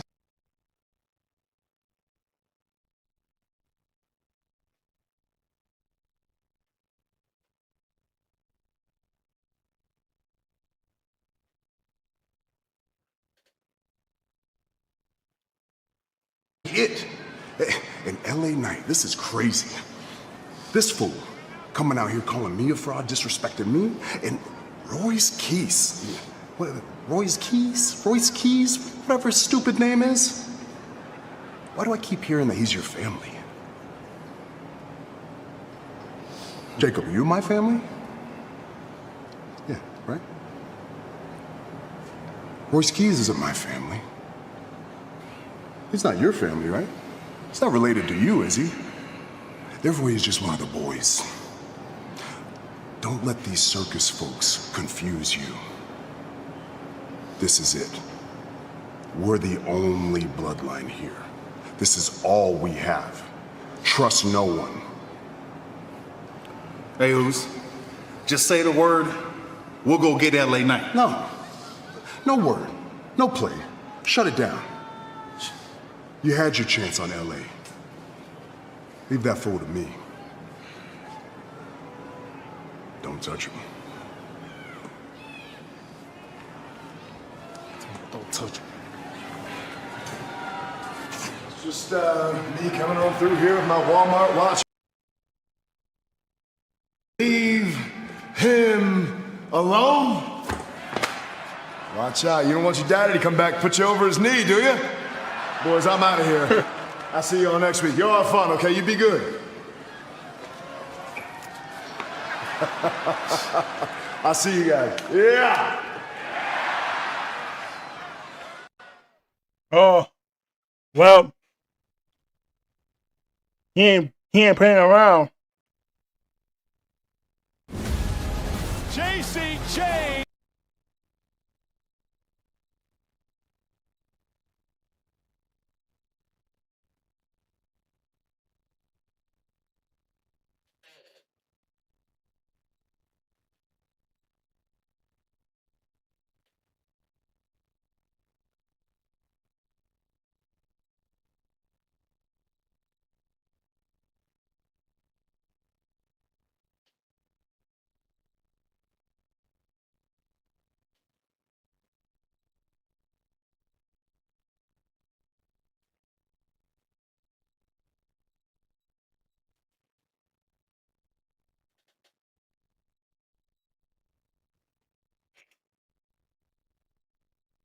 Feather ruffling within the bloodline.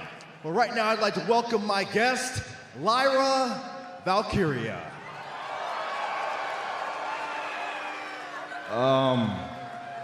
Wow, Lyra, you look very... I know, Byron. Thanks for noticing. New jacket. Yeah, new jacket.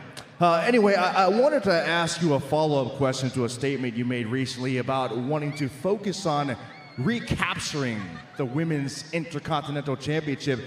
Can you expound on that? Yeah, I can expand. Byron, I created that title. It was made for me, by me, and I'm always going to find my way back to it, okay? But what we really need to talk about is poor soul Ruka. Oh. I mean, between us, I always knew she'd crash and burn eventually. She just doesn't have the grit. She doesn't have the mental strength that I do. I mean, a fun fact for all you people out here, she actually lost the championship in the same building that I did. How poetic. Which brings me to the new champion, Raquel Rodriguez. Raquel, I hope you're watching, and I hope you watched Saturday night's main event. I hope you saw what I did to Bayley. I brutalized her. She's gone, she's done, she's never coming back. And if I did that to a friend, what do you think I'd do to someone I don't even like? Lyra, thank you for your time. Good morning, good morning. You know, they get kids active.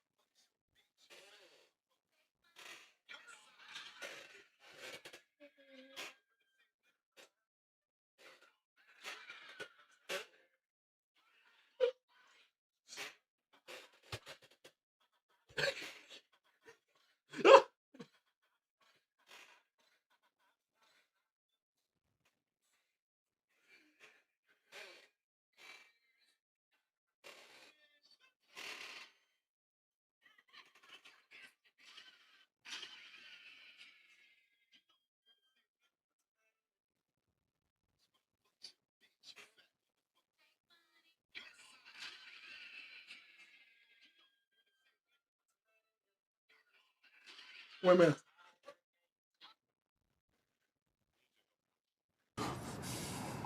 Versus you tonight in a street fight.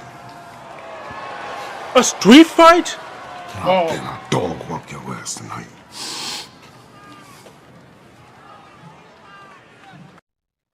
Man, it's gonna be troublesome.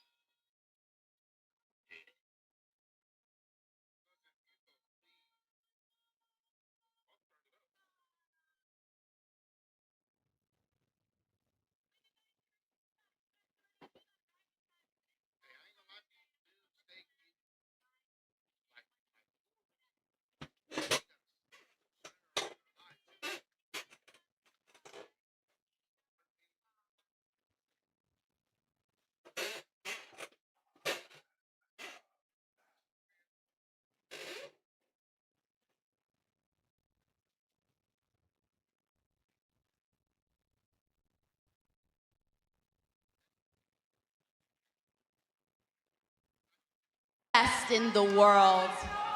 I defeated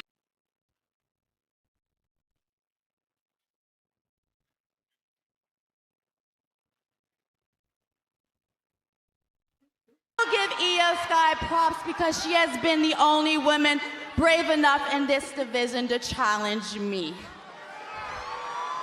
And now that I'm done with her,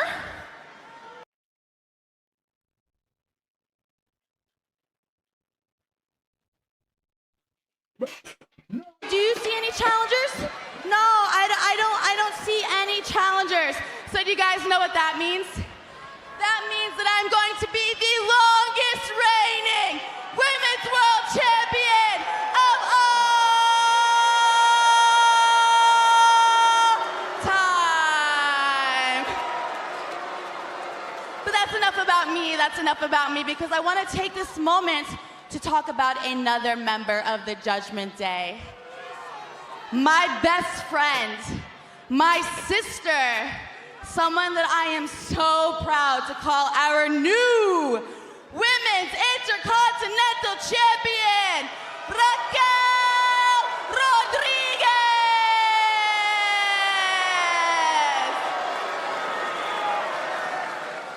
And of course, we could not have done it without our Roxanne. And speaking of my little prodigy, in just a couple minutes, Roxanne Perez is gonna embarrass Sol Ruca and prove while the Judgment Day runs Monday Night Raw. Thank goodness. You're a real buzzkill, you know that, Cole? The following contest is scheduled for one fall. Making her way to the ring.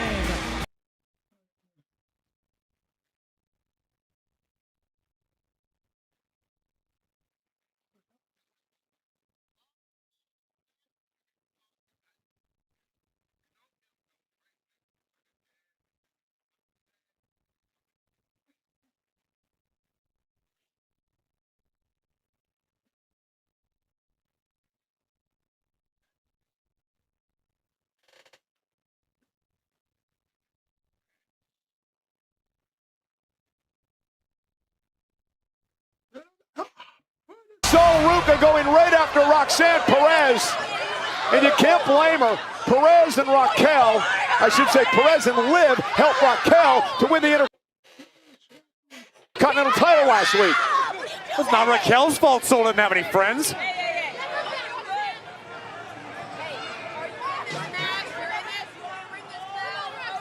Now the official Jessica Carr finally going to call for the bell. How brave, how tough is the prodigy Roxanne Perez? Being jumped before the bell and still willing to compete. It's inspiring. First time ever these two have gone one-on-one. Got a lot of things I'd like to say about Roxanne Perez here in a few moments.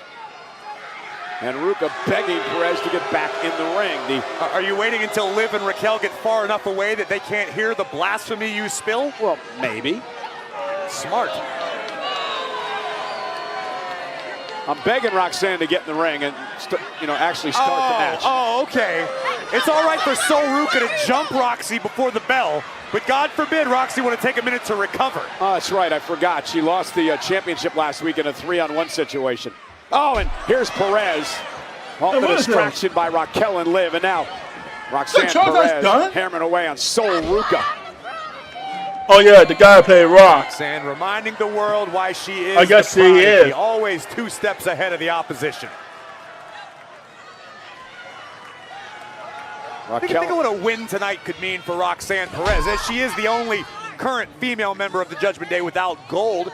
Maybe she could challenge for the United States Championship on SmackDown. Maybe they could create a new title just for Roxanne. I was going to ask you, what Roxanne Perez really thinks about all this. Liv Morgan with gold, Raquel Rodriguez with gold. And remember, the reason both of them have gold is because of the help of Roxanne Perez. Hell no. There's power in numbers. Oh, no. Joey? I think like Roxanne is supremely talented. Why don't you just give her your microphone? Yeah, Roxanne Perez is super duper talented and she is my prodigy. She is my prodigy, and she is the next generation of the greatest women's world champion of all time because of me, because she's my prodigy. But look how good she is. Look how good she is. She's such a veteran. She's so young. Did you catch all that, Cole? Yeah, it was great. It was awesome. That is Liv Morgan's personal prodigy. Take that, Booker. Oh! I have a lot to say Take about that, Booker. Yo. You know it's the same thing, bro.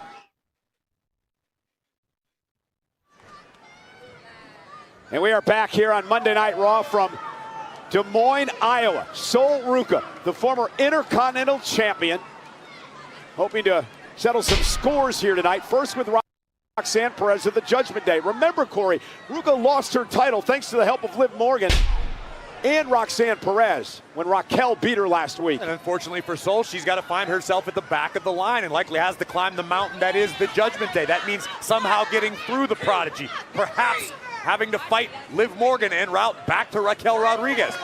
Time will tell what this looks like. But there is strength in numbers. It was interesting that Liv Morgan called Raquel Rodriguez her best friend and her sister moments ago, yet she only referred to Roxanne as her little Roxy and her prodigy. I don't find anything negative about that, Michael Cole. It is what it is. Roxanne has referred to herself as the prodigy for quite some time. Perez with a right hand to Sol right in front of the announce desk. Let's be honest, Roxanne has had some success since joining the Judgment Day because of her selflessness, her willingness to do the dirty work. But you don't think that she's envious a bit of both Raquel and Liv having the gold? Here's the upside of being a prodigy. You've got time. Roxanne is already wise beyond her years. She's already experienced and accomplished more than most women her age. It's just a matter of time before Roxy finds gold around her own waist.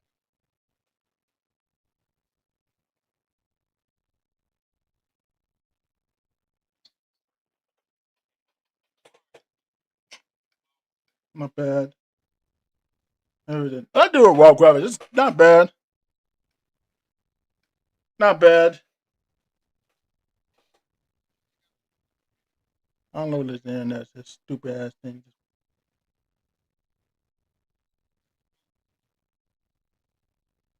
Problematic. It was.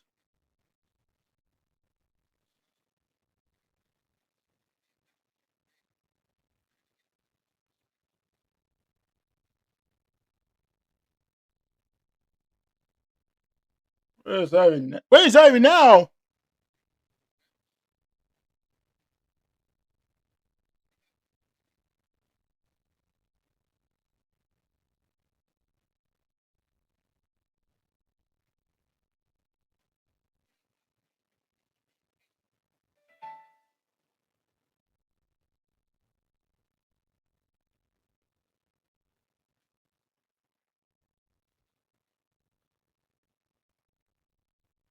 Champion.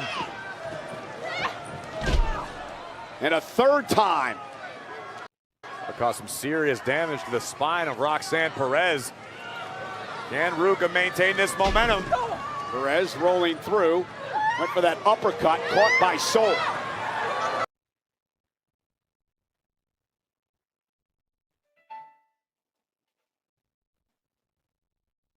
Playing attack division injuries.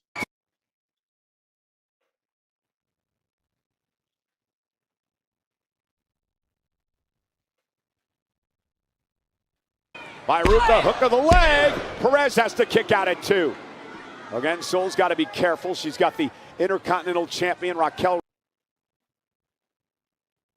Looking for a surfboard submission, perhaps. And look at this. And Roxanne screaming in pain.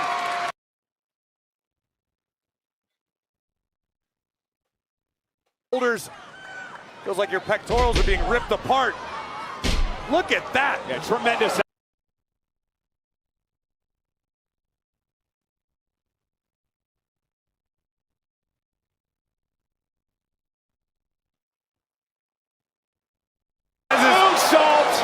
It's not safe on the outside when you've got sharks swimming around. But the former Intercontinental Champion taking out the opposition.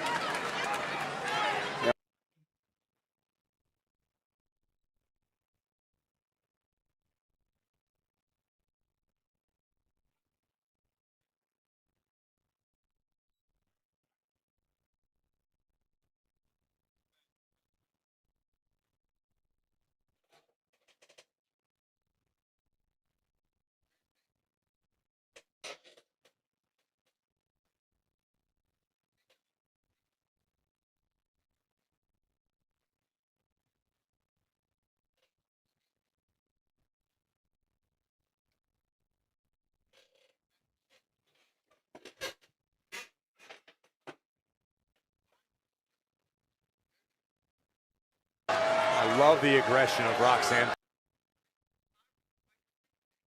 Perez. I agree. The prodigy. Ooh!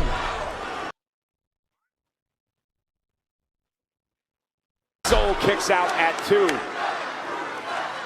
Yeah, do you think Roxanne Perez has something to prove to herself and also to her other members of Judgment Day? Listen, I know that Roxanne Perez is extremely confident of the Judgment Day, of Liv Morgan. It's just a matter of time. Sometimes that's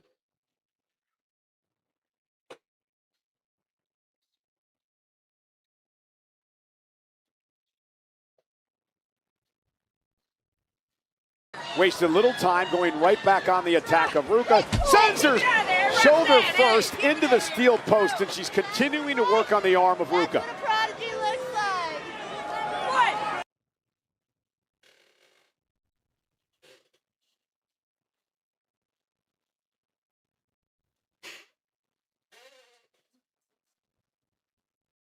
And Ruka kicks out at 2. Roxanne Perez is not. Yeah.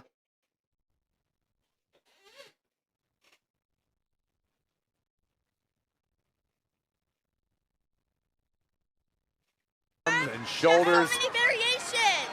Because she's a prodigy. Modification almost on the abdominal stretch here. Perez can. Oh, there's the abdominal stretch on there. Ruka could be in real trouble.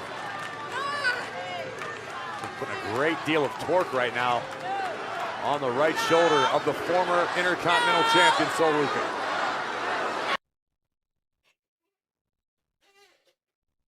WWE fans urging her on.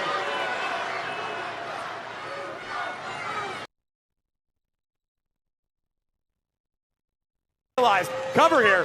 Hook of the leg on Sol and a kick out. Roxy realized Sol was going to get out of that submission. Rather than waiting for Sol to free herself completely, Roxanne changed positions and maintained control of this contest. And notice how she goes right back to the banged up arm.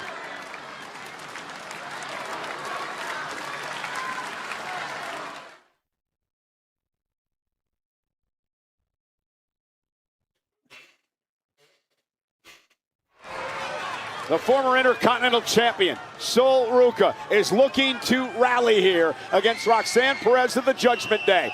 Women's World Champ Liv Morgan, Intercontinental Champion Raquel Rodriguez at ringside looking on.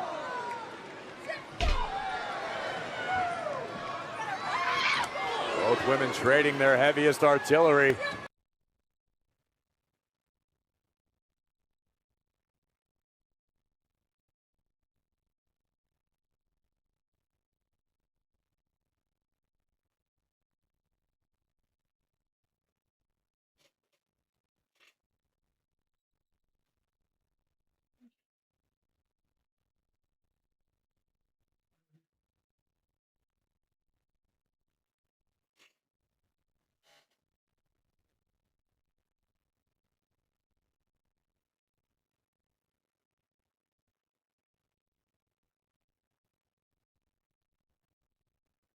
Perez.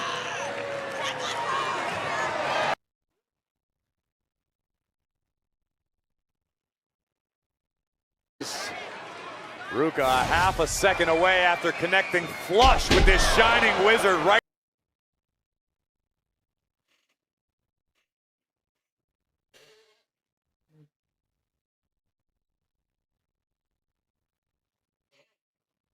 DC and that.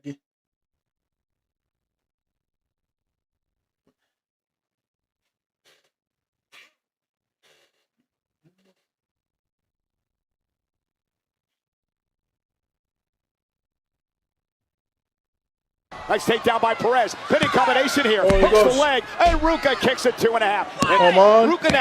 Oh my God. That he called up. Face first. Countered by Perez. Perez.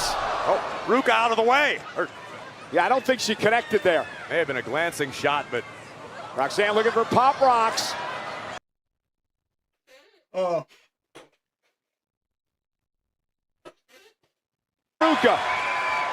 Ruka learning from her past mistakes. Here it comes. And now Liv Morgan. And the official caught her. The official caught Morgan. And now Raquel Rodriguez with a big...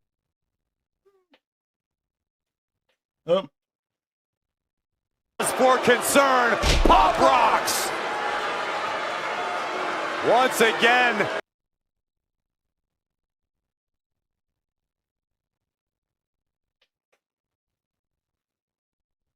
Bomb.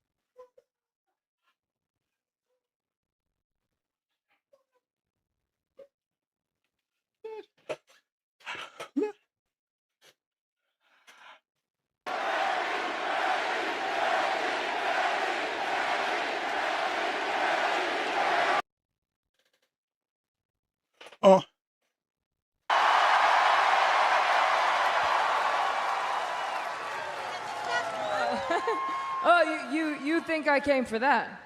I already made that title famous, honey. Yeah. I came for you, sweet cheeks. Sweet cheeks. Make sure it's not another 100 days before you defend that title again.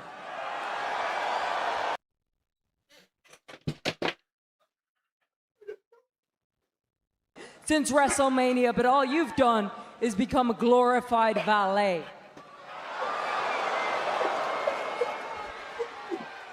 Because a women's champion, and you have had the worst title reign of all time.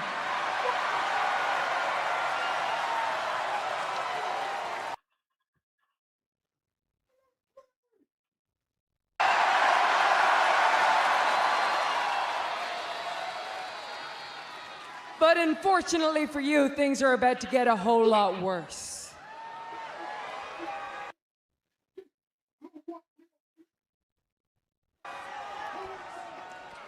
Very, very, very, very, very typical, Becky. I'm not surprised. Do you know what you should actually be doing right now? You should be at home, being a... Instead, you're in my face, which is actually pathetic. And do you know why you're in my face, Becky? Because you're jealous of me. Yeah. You're jealous because your time is over and my time is now. You're jealous because I am the greatest. Women's World all time. Bye. Bye, Becky.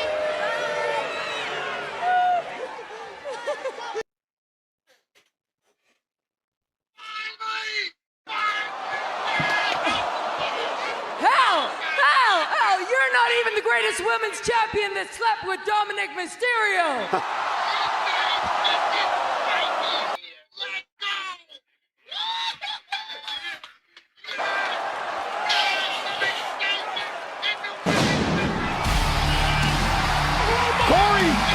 Did you know about this?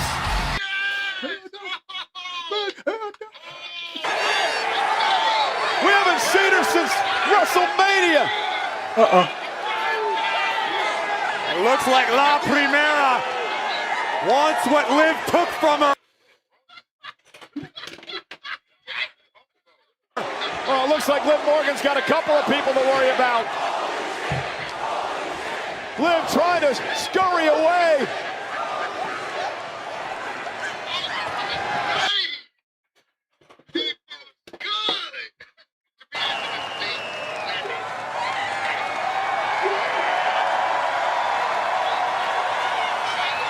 Stephanie McMahon returning with a vengeance. And she's not done yet. Liv Morgan retreats.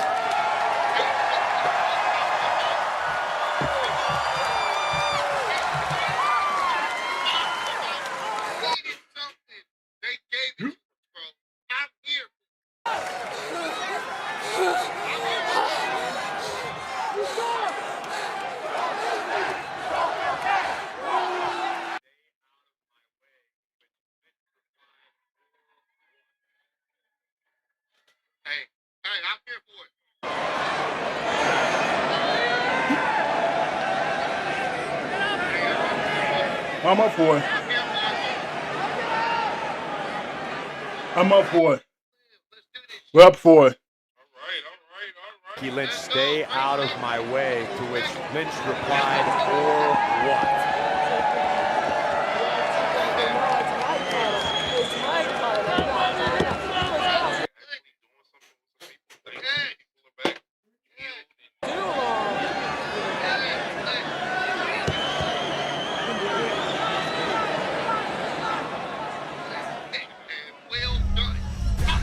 Well, still to come. Brothers, considered family.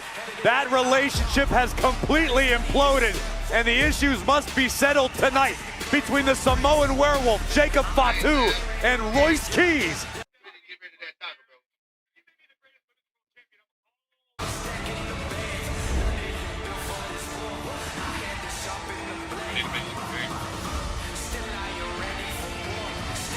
Well, ladies and gentlemen, I want to go back to what we just saw a moment. Becky Lynch, but her freshly returning Stephanie Vaquer. She may be the greatest women's world champion of all time, but that time could be running out. Hey, as we saw earlier tonight, Hell in a Cell from SummerSlam Saturday did not disappoint. And if this is the final time we've ever seen Brock Lesnar in a WWE ring, oh, what memories he's given to us.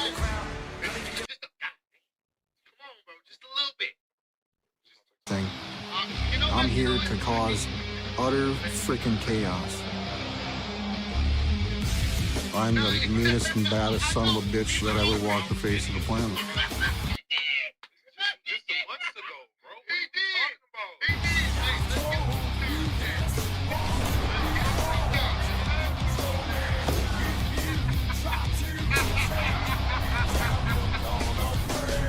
The sing ever laid eyes on. Oh man. They snuck me. Let's give them some time. They fooled me last time, bro. They ain't fooling me, man. I ain't Had in this business. There was such a mystique around them. Yeah, they traumatized. They ain't fooling me, man. Over talking about that after the match, because that wasn't playing. Rogers went out there, the whole giving him a hug and embracing him, all that wasn't playing. He just decided to do that on his own.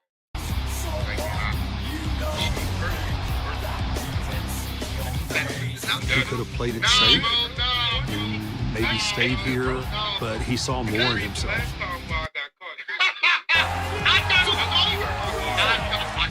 It's impossible to do.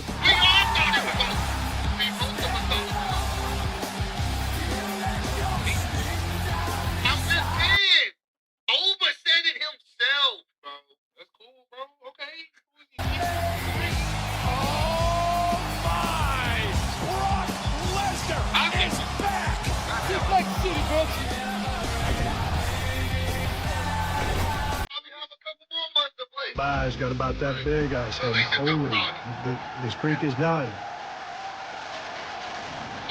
He's probably the most outstanding athlete I've ever seen.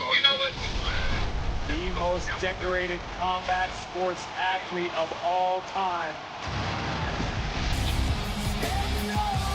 A lot of people paid a lot of money to see Brock kick the shit out of me. They gave it to him.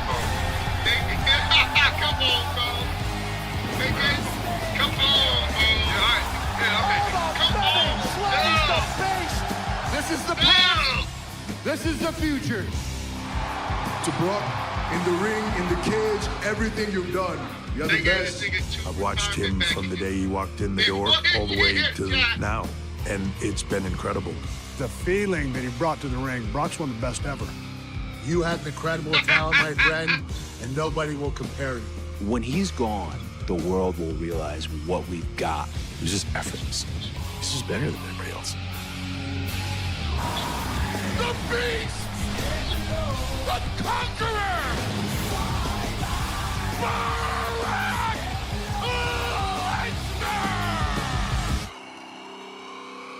One of the greatest pro wrestlers of all time. No one's ever done it like him. And our business is gonna miss him. It was an absolute pleasure, man. Have fun in the woods.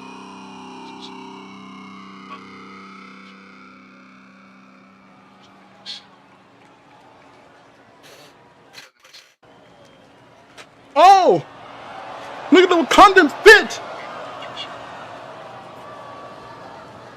Paul? Sir? You know, I never got to say thank you to Brock for all the things he said about me and to me. So when you see him, tell him I said thank you. It's kind of crazy because this was. That would be a pleasure, sir.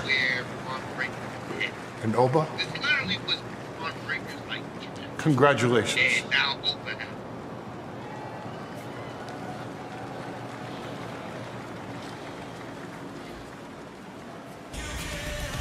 Oh, what? Oh, the Fizz is not gonna look not happy with this. The Fizz not really happy.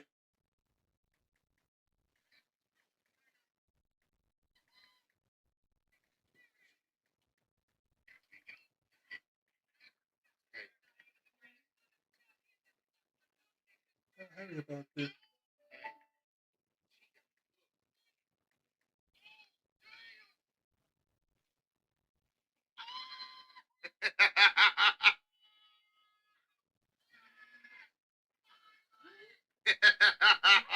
That was a great segment, bro. That was the highlight of the show. Oh, look up Danhausen. Oh boy. This man.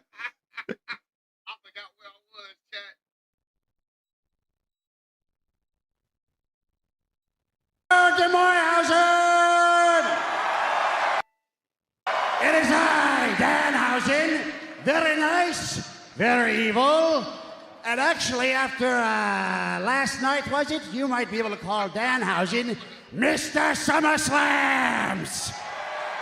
Oh, Because as you saw last night, Danhausen defeated Domino Mysterious and won back his Herman Monies. I gave away a little bit of it, so I don't quite have all of it. But who cares? Because I'm rich. All right. Speaking of which, I'm in a good mood. Who would like some human monies? Nice hat. You get that out of your locker room. Don't worry, I've got some for you too. Yes. Oh, go nuts. It's in the spokes. It's everywhere. Who cares? I'm giving it away. Yeah, that's nice. But, nevertheless, here, actually, here's some from some you. You have some. You! There you go! All right. Oh, we got more piles right here. Oh, who wants it? Who needs the human monies? Woo! Yes! Wow, I'm great. Oh! All right. Who's over here needs it? Yes! Oh, children need human monies! There you go. Remember, love that damn housing. Get all the human monies, because if you don't, you are cursed! Oh my God!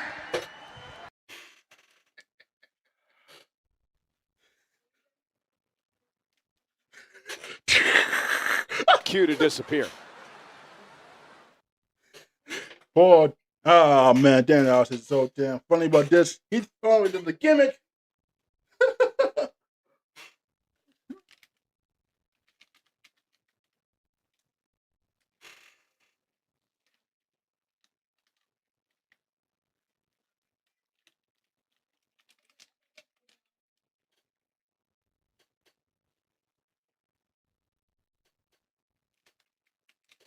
Shout out to Chelsea getting her moment, man.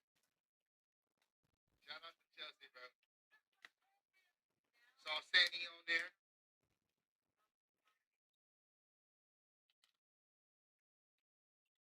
I just wish it was for the actual title, not the interim championship. All saw those sheets and went rogue. Nah, bro. That's a lot of work, bro. How many hours does it take to get everything set up? Son, Sandy Sam.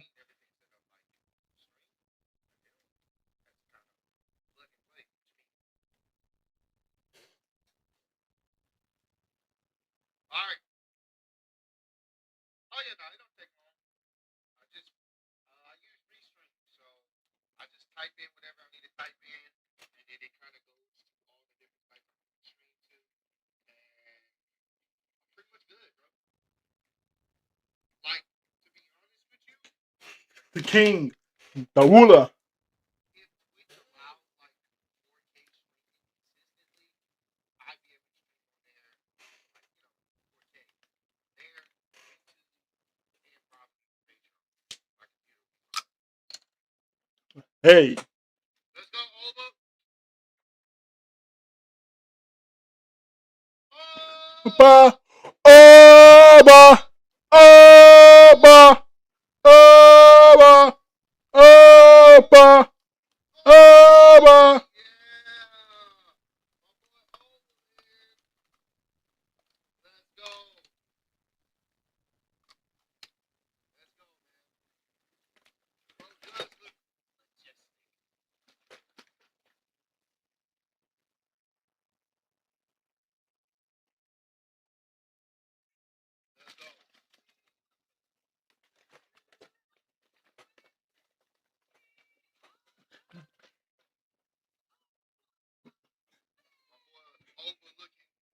Looking pristine. Yeah.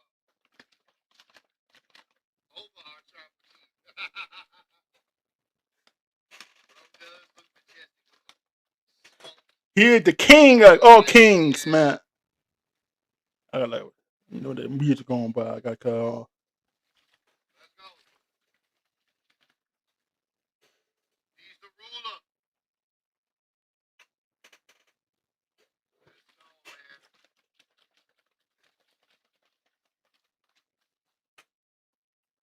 Is this your king?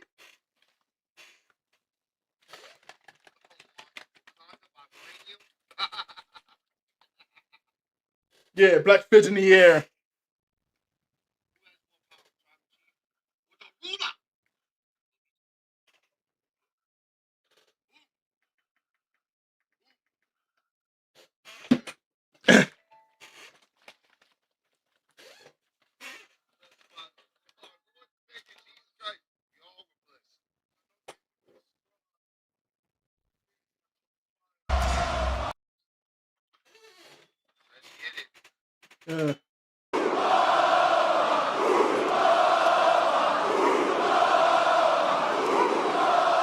Let's get it.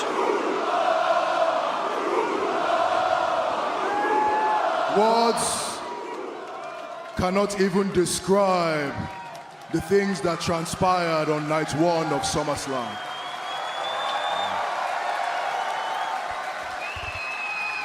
Call me on Lee King and Sean. Lesnar went to war in Hell in a Cell And we came out the other side with scars and bruises, a winner, a loser, but most importantly, we came out with newfound respect for one another. It must have been my ignorance. I thought that Brock knew that I was the one when I put him away at WrestleMania. That is why when he came back and made my life miserable for weeks, I thought it was an action born out of evil or envy or jealousy. But now, with wisdom and hindsight, I realize that it was all a test. He needed to come back and get the holy find water. out who was right. Holy water, get the holy question oil. to WrestleMania was, Jamaican. Can Obafemi swim? I feel That Wakanda, question was answered very, very quickly, wasn't it? But then going into SummerSlam, the question changed. It went from, can you swim, to how long can you hold your breath? And that's what I did. I went into the cage with one of the most dangerous and most decorated combat athletes of our generation. I went blow for blow with him. He took me to the deepest depth of the ocean and he held me there. And guess what? How great is our God? I swam up, I emerged victorious, and I passed the test. And now, the beast can finally rest. Realize! Realize! Realize! But now my destiny seems clearer than ever. But oftentimes when the path is clear, that is when men miss it. Ladies and gentlemen, there is no correct path. We forge our own destiny. So with this torch that has been passed on to me, I will forge my own way and lead a new generation, a new crop of talent. And with all that, the old guard will fall. And if any man has a problem with me, if any man has a problem with the one who holds the torch, you will answer to the ruler. You will answer to the destroyer. You will answer to the bringer of war. You will answer to Oba Femi.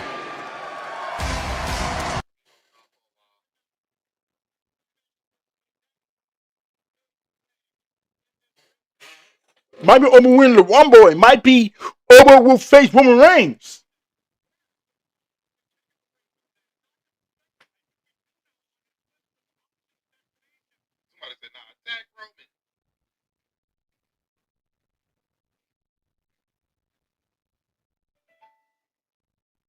That could be Oba Femi facing Roman Reigns. That could be Oba Femi facing CM Punk. That could be Reigns. And that could be Reigns. And that would be the one case so far. I mean,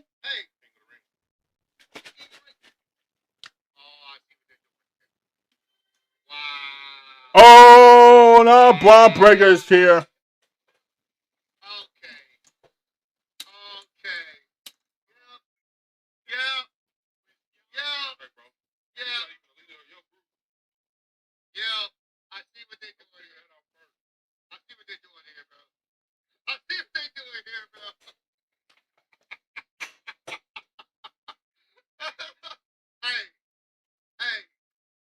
Okay, I see this shit.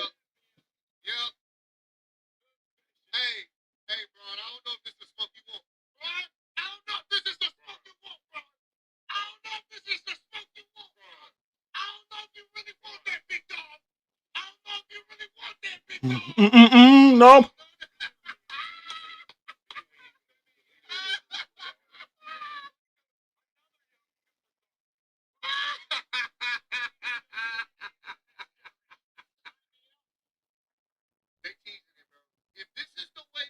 Oh, they're teasing this.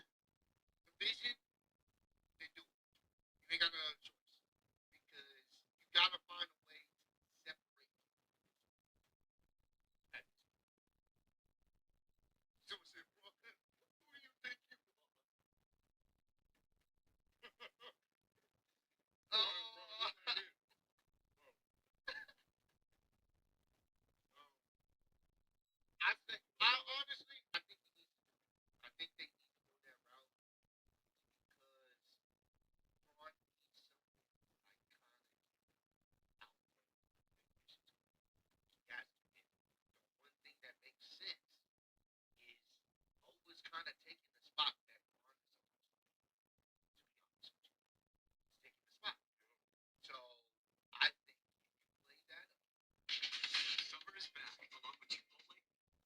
Yeah, there goes Braun Breaker versus Joe Hendry.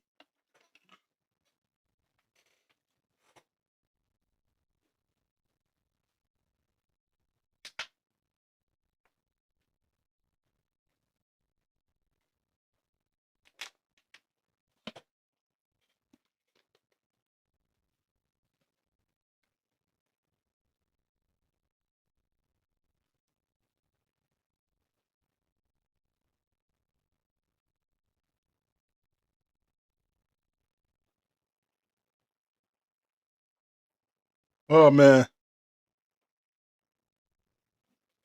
I smell a spear, and that shit ain't good.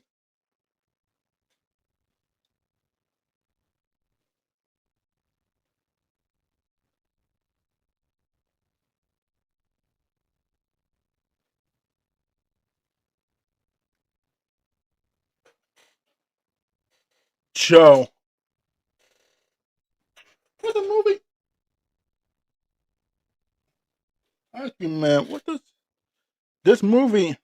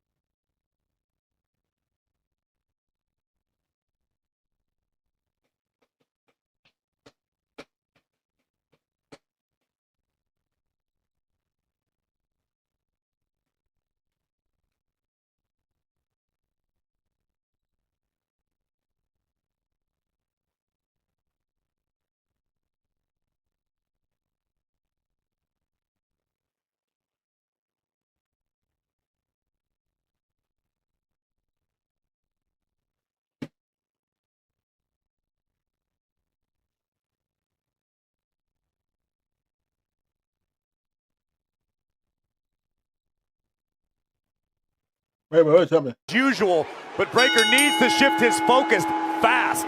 The task at hand is Joe Hendry, former TNA champion, former NXT champion. Oh, what's happening? For everything that Hendry lacks in musical ability, he overcompensates for in wrestling ability. Breaker, one half of the tag champs, the other half Austin Theory, sitting on our announce desk with his girlfriend Maxine Dupree looking on. Keep your eyes on the monitor, Cole. I know it's tough, but she's off the market.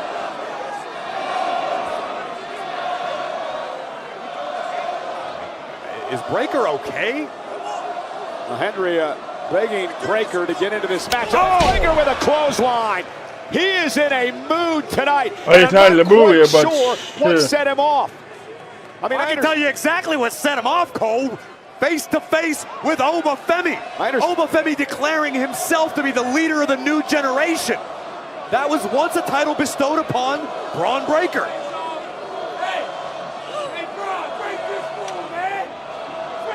And Hendry driving Theory into the post and follows it up with a clothesline. And Theory was just trying to get Braun's head back in the game. Joe, look out. Breaker! Shoulder first to the steps. Joe Hendry leapfrogging Breaker. Breaker was looking to cut Hendry in half with a spear. Look how Austin Theory set over the announce table. I'll just be making sure Maxine's okay. Spear!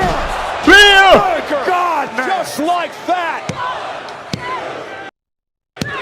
With the win. John Break.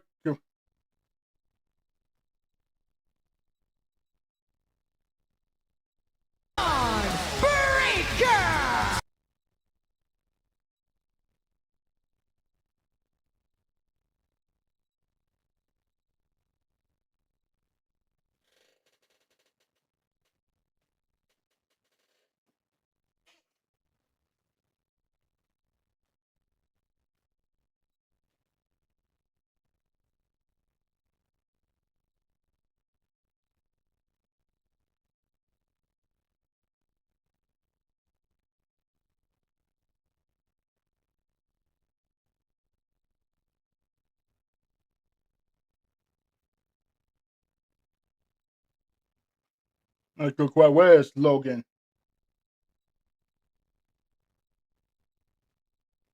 Guy's not wrapped too tight on a good.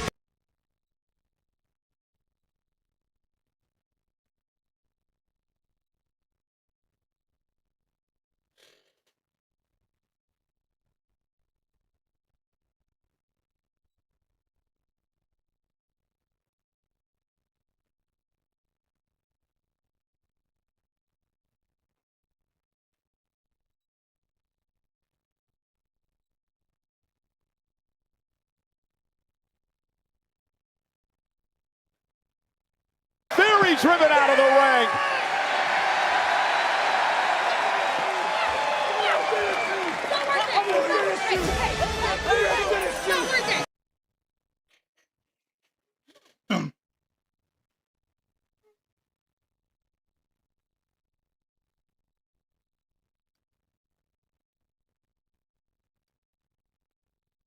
What is this?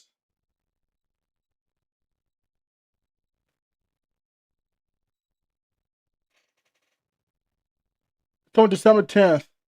Here, but Braun Breaker, my God. Again, this is a guy we call the unpredictable badass when he's feeling himself, when he's normal. After that encounter with Obafemi, something broke in Breaker's brain. Well, also earlier tonight, speaking of unpredictable, Javon Evans had just defeated Ethan Page in a one-on-one matchup when we saw the return of Big Cass. He's 7 feet tall and now in the greatest shape we have ever seen. A monster of a human being. After 8 years, you want to make a statement, you want to grab headlines and spotlights. This is a great.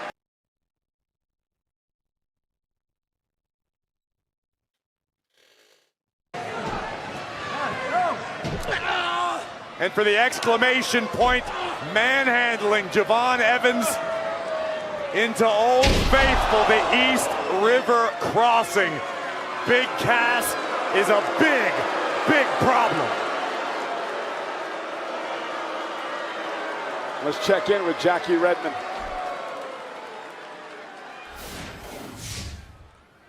Guys, thanks so much. Please welcome.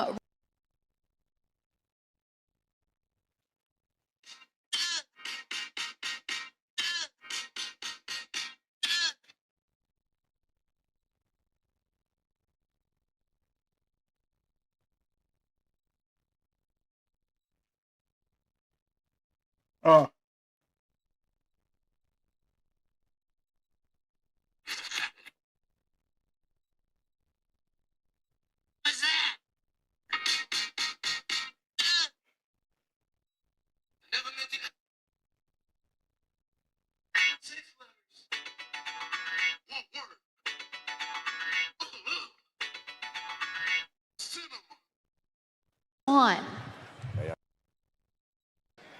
You were just the first. You surely. Big Cass planning a rampage here on Monday Night Raw, as is this man.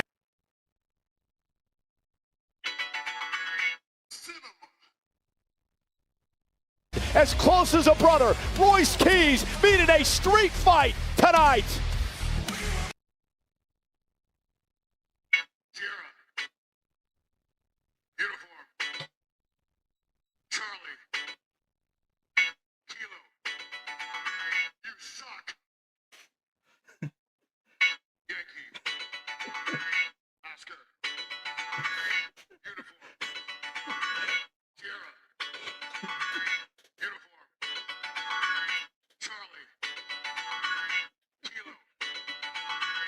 before we witnessed the return of Big Cass, we witnessed you go one-on-one with Javon Evans earlier on tonight. Can you talk us through what went wrong during that match?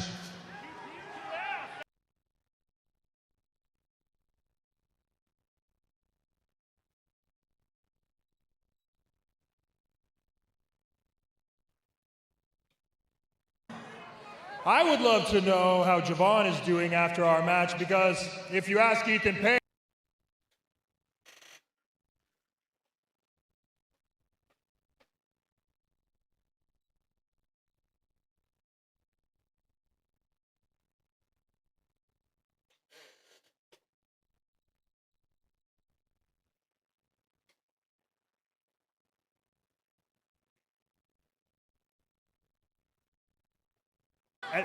let me get this straight, Byron. We're live right now. Everybody's watching all.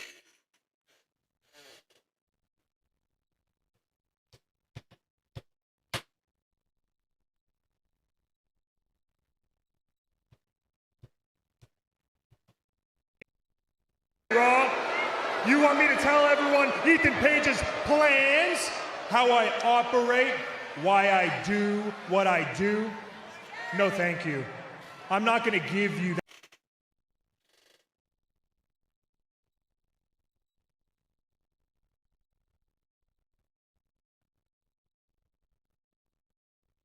that.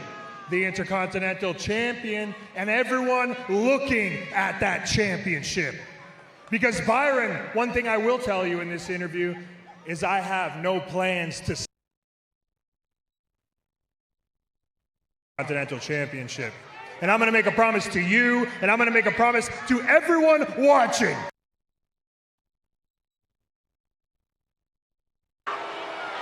All Ego Ethan Page will most definitely capture gold on Monday Night Raw, and I plan on becoming Intercontinental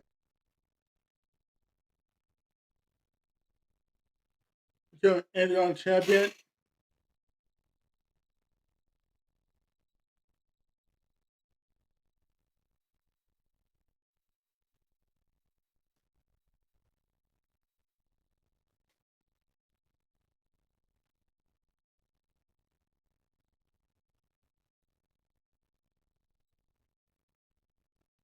Now, tickets go on sale to the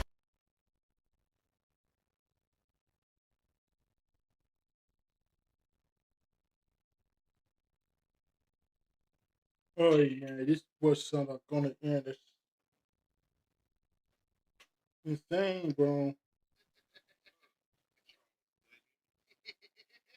Oh, that's done. Of Minnesota capturing his first singles championship.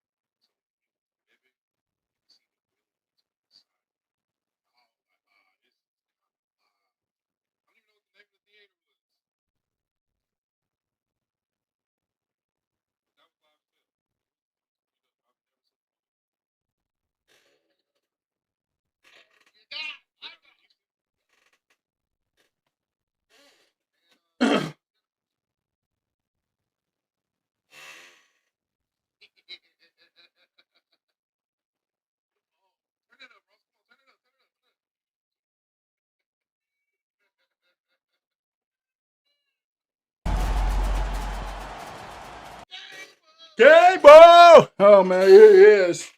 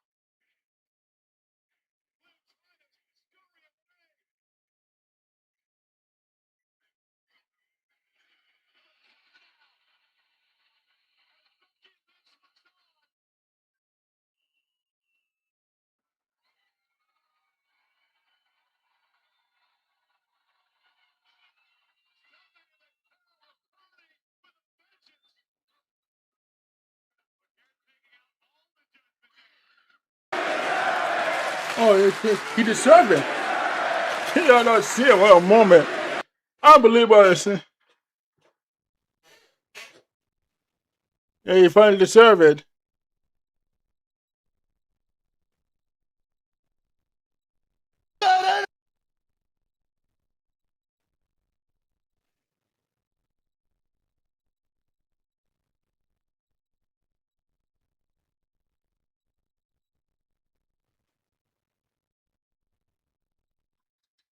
Saying right now that I deserve it.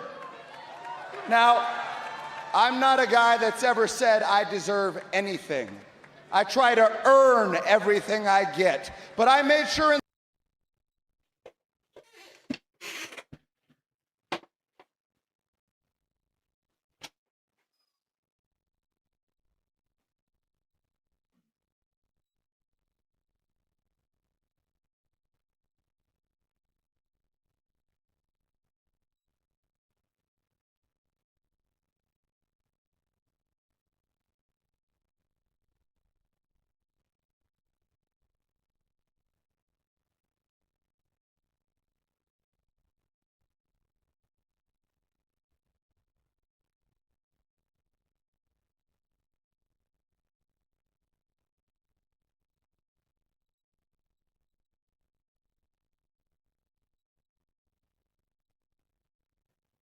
every time I came this close, but it didn't happen for me. For sticking with me when I was Shorty G.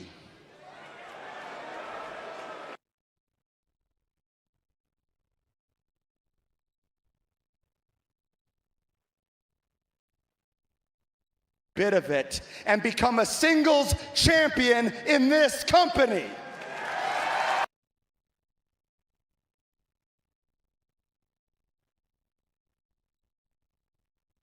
Every day, and I'm telling you right now, when you make a promise to yourself, you better bust your ass until you deliver on that promise.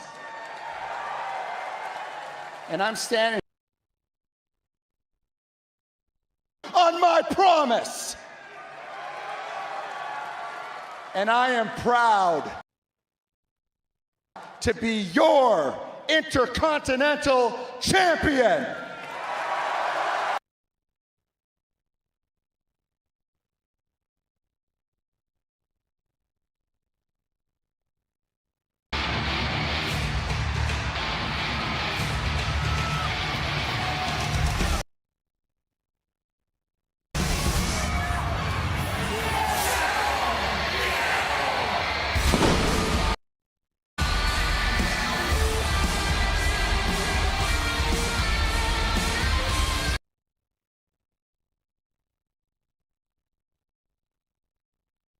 Intercontinental Championship for north of 150 days. A fighting, spectacular champion. And then the show of respect.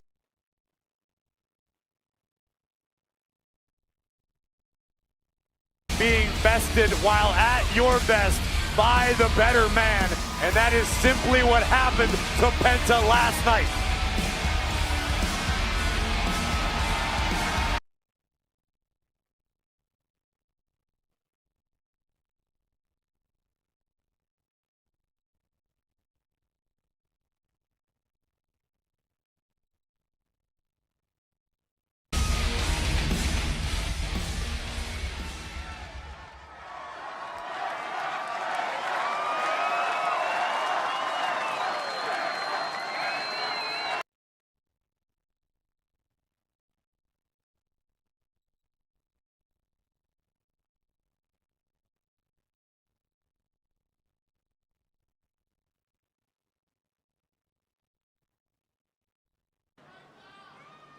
I give you your flowers.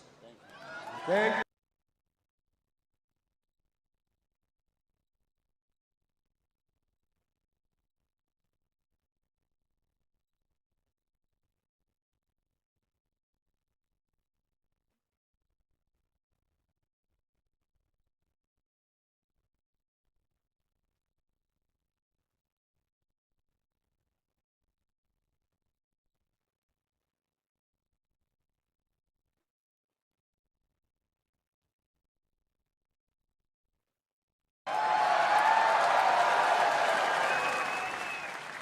Chad, you are one of the best wrestlers in the world.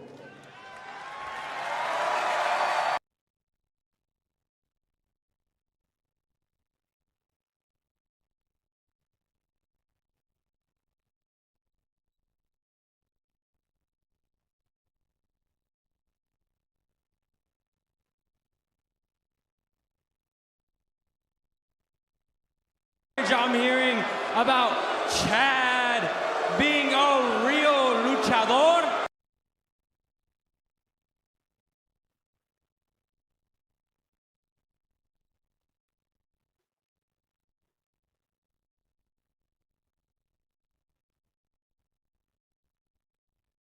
Time.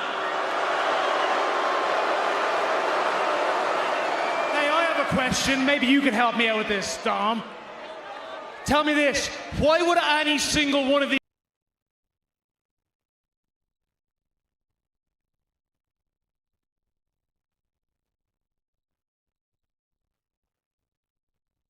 the best match of your life has come and it's gone, and it wasn't even last night. It was when a better wrestler than you whipped your ass, took your mask, and you lost.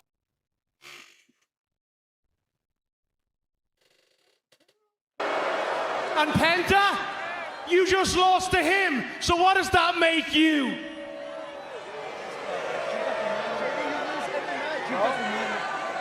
Escucha.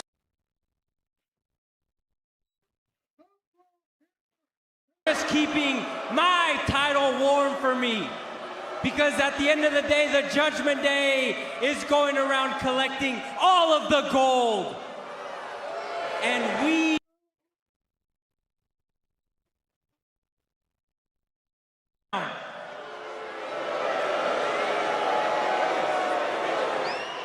Anytime, Dom?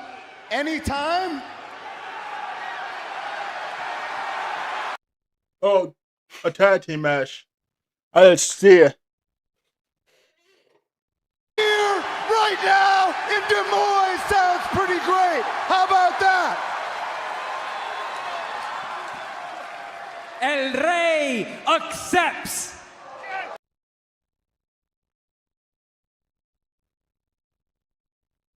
¿Por qué? Porque yo soy Penta el Cero.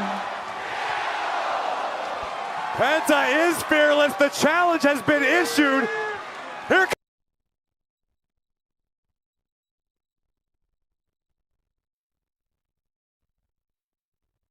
Here goes the fish here.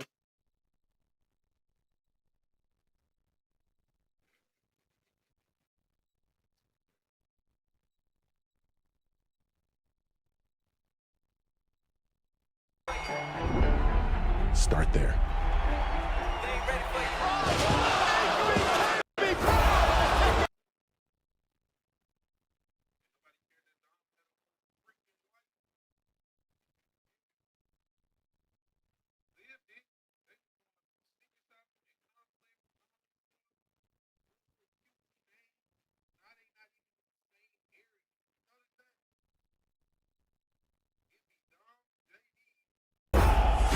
Rick Williams.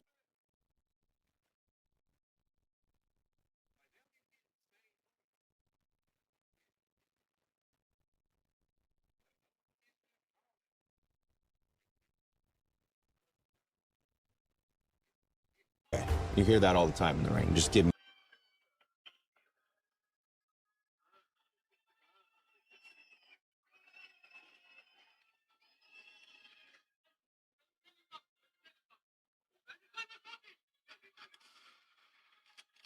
What we do is violent. From the top rope.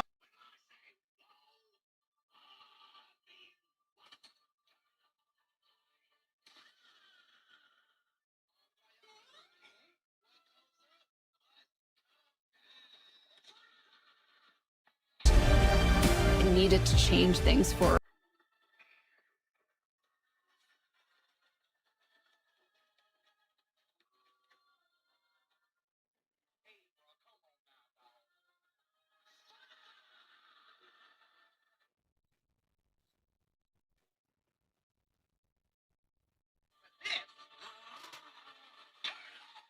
Watch the next one.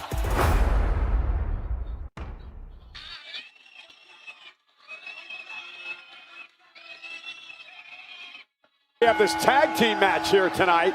Impromptu. Gable, the new Intercontinental Champion, and the former champ, Penta, teaming up against Dom and JD of the Judgment Day. Well, Dirty Dom obviously took offense to the fact that Penta referred to Gable as a real luchador.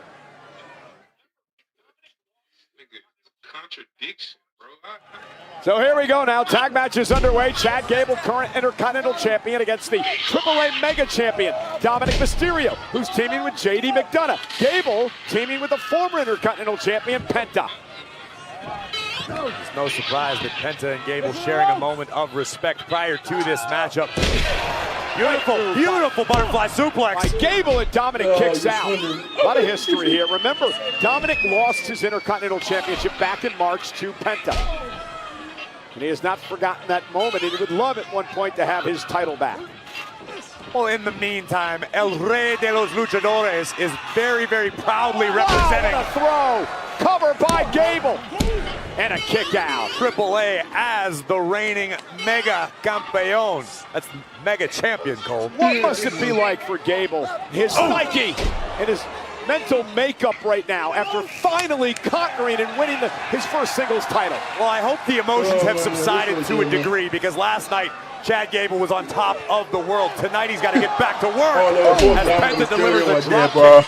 If anything, I think it's given Chad Gable a bit of clarity. What a throw by Gable into the corner. Dominic is reeling. The official, Eddie Arango, trying to get Gable out of the ring. I believe Penta's the legal man. Gable was able to cover by Penta. Dominic kicks out. Get the monkey off of his back for years and years and years. The one thing that has eluded Chad Gable has been singles gold in WWE. He's now accomplished it. Yeah, but now's the tough part. Correct. Holding on to it. Oh, and Penta taking out Dominic. And Penta, what a class act he is. I would agree with that. Great deal of respect on both sides. McDonough from the outside. And this thing could boil down to chemistry. Yes, Penta and Gable have mutual respect, but Dirty Dom and JD McDonough are a unit, a machine, as part of the Judgment Day. And we've said this how many times, Corey? The man you're looking at right now, JD McDonough, could be the most underrated man on the entire roster today. You will get no argument from me, one of the most technically sound superstars on any roster, and a double tough human being. JD McDonough single-handedly beat up 5 adult men this weekend. Well, they were the mini houses, but I get your point. I mean, I like to poke fun at JD and the size of his skull, but how about the size of his choke slam, Michael Cole? The fact of the matter is, he is one hell of an athlete. Former two-time tag team champion. Floats into the cover off the suplex, and a kick out now. JD McDonough was out to show Carl Anthony Towns that he can do it too, even better. I hear JD's got a mean crossover as well. I'm sure. Now Penta in trouble. Really needs to make a tag to Gable here. You're absolutely right. You can ill afford McDonough to get on a roll, because he is a surgeon in the ring. He will pick you apart piece by piece, but face first goes McDonough. And now Penta with an opportunity. Well, Penta let his emotions get the best of him. Could he use that time to make a tag to a fresher Chad Gable? And now the former Intercontinental Champion is going to pay the price. Yeah, Judgment Day doing a great job isolating Penta from his corner. Penta not completely foreign to tag team competition. He's had some success in his career, but not alongside Chad Gable. Penta lands on his feet. Judgment Day. Nope. There it is. Here's Gable. And the Intercontinental Champion now from the top rope with a double clothesline. Super kicks. Stereo. And now the man with here comes Penta. Zero fear, Penta. And Penta taking out Judgment Day. And feeding Dominic right back to Chad Gable. Angle slam. Cover by Gable. Kick out by Mysterio. Dom wisely rolling out of the ring. Away from the clutches of the Intercontinental Champion, Gable giving chase. Tag made. I'm not sure Gable saw the tag call. Well, he better turn around because JD McDonough is now legal. And there's a headbutt. Well, that bison-sized head of McDonough. Oh, my God. And a great throw by JD. McDonough's taken over. JD McDonough taking over here.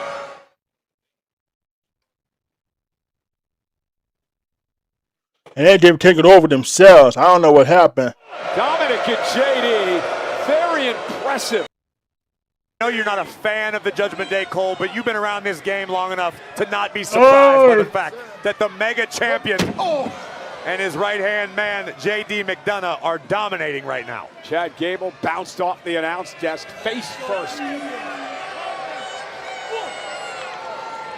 Dominic enjoying himself. They're doing himself. Enjoying the fruits of his labor. You know, Cole, with all the gold currently floating around in the Judgment Day locker room, what about if J.D. McDonough is able to pin Chad Gable tonight? That should put J.D. right at the top of the list. I know what J.D. would done, and of course, this man. There are a number of men out there that have their eyes set on the Intercontinental Championship. You heard Ethan Page earlier on. How about Javon Evans? What about Rusev? You might want to add Big Cass to the conversation based on what we saw and heard earlier tonight. Penta? Again? No doubt. And J.D. McDonough now, and he will one day be a singles champion. I have no doubt about that. I mean, he was already a cruiserweight champ, but at this level I'm talking. Oh, there it goes. And Dominic with a straight right to the gut. At this rate, Dirty Dom and JD may desire a little tag goal. JD's held it before. So is Dominic Mysterio. The official, Eddie Arango, getting Mysterio off this. And, well, this is the problem. JD McDonough looked like he was going to try to wait a minute. What is You this? are completely out of hand, Cole. Casting aspersions on poor JD when all he's trying to be is a support again. And Dominic not allowing Gable to make the tag to Penta. I love this shit, but now. World-class amateur wrestling by the king of the luchadors. Gable trying to muscle Dom back toward Penta. But Dom's got the E-brake pulled right now. Knee right to the gut. Tag, here comes McDonough. And I think it's about time we start putting a little respect on Dirty Dom's name, Michael Cole, as the mega champion. How about the news we talked about earlier tonight? Triple Mania this year is so big, we had to move to a bigger arena because of the popularity of the brand led by Dirty Dom. I don't know what else to say. Just say you're right, Graves, just once. I'm right.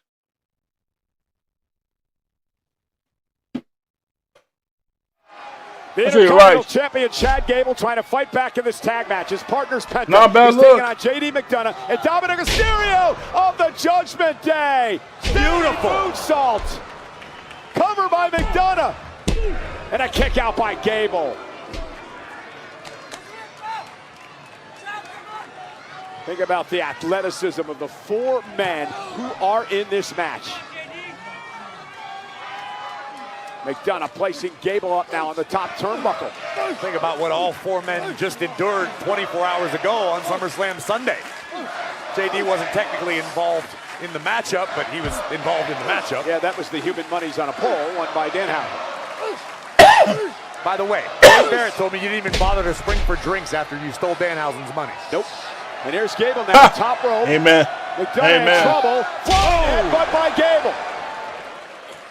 And now Chad would love to make a tag to Penta. This is the opportunity Gable has been searching for. Penta eager to join the battle, as is Dirty Dom on the opposite side of the ring. Which of these two competitors will reach their corner first? Tag. Tag. Tag. Tag me. Dominic, the legal men here. And Penta sends Dominic reeling. Pedradora backbreaker. Right to the spine of Dominic. Penta looking for it. The cover. And a JD McDonough breaking things up. Man, the Penta driver, I think, had Dominic dead to rights here. No doubt about it. Disorienting, painful. Penta got all of it. Thank goodness for JD. And now Dominic back in the fight. Penta. Boom! Dominic collapsing into the mat. Tag made. Here's Gable. Penta and Gable working very well together at the moment. Gable top rope. Dom got his boot up. Gable picked it for the ankle lock. Ankle lock. Ankle lock by Gable. Dominic rolls onto his back, trying to fight out of this. Gable puts it right back in. Gable will not let go. A relentless ankle lock by Chad Gable. But here comes McDonough. And a headbutt to the back of the neck. And now Penta sending McDonough into the announce table. Penta with a kick. And the kick. No. Destroyer on the floor. JD's done. And Dirty Dom, what has Dom got in his hand? It's the hammer. He's got the hammer. From the ring bell, and he's going to slip it in his boots. We've seen Dom do this before with Chad in possession with the 619. Here it comes. And Dom, Chad didn't allow it to happen. And now Chad realizing what Mysterio had in his boots. Eddie Arango admonishing Mysterio, but Gable got caught. And now Penta with the gold off the face of Dirty Dom. Chaos Theory. Chaos Theory. 1, 2, 3. There's the winner. Caught you that chain, son of a bitch. That's what you get. That's what you get, Dom. That's what you get.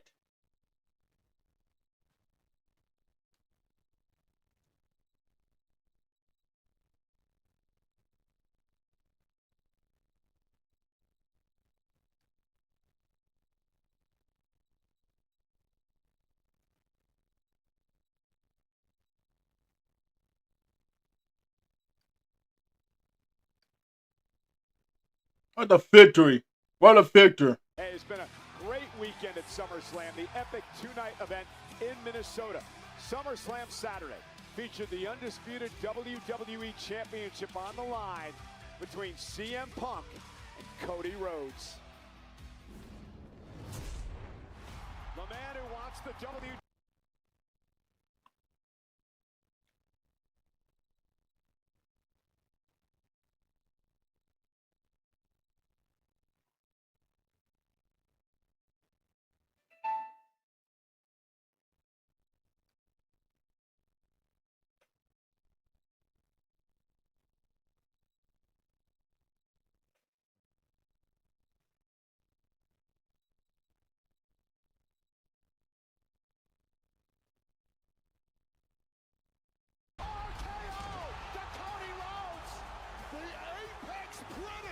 strikes.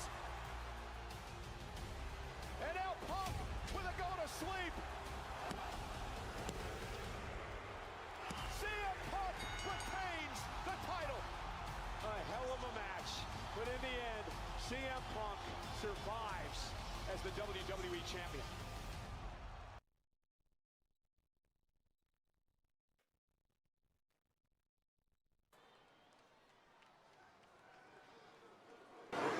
Uh-oh.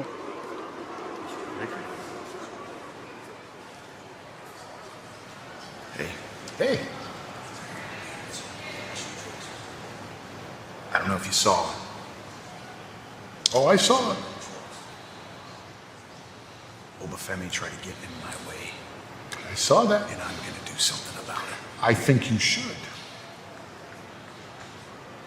I'm asking you.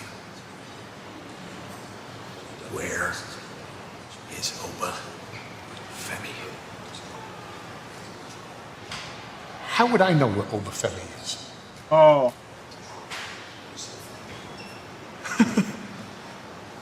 You're right. I'm sorry. Thought that was your new best friend.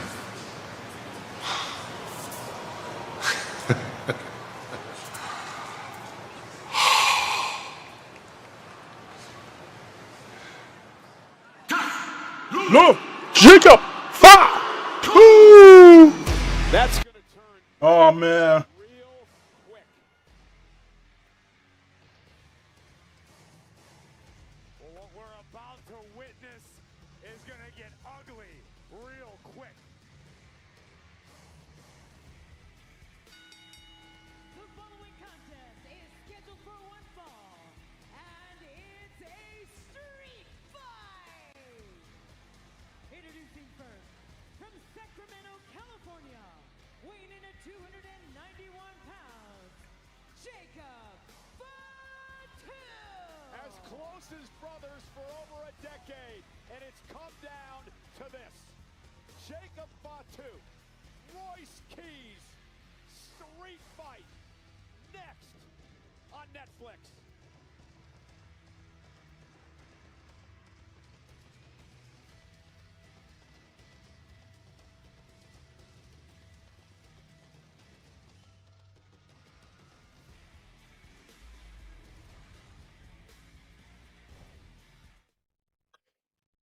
So this is our main event.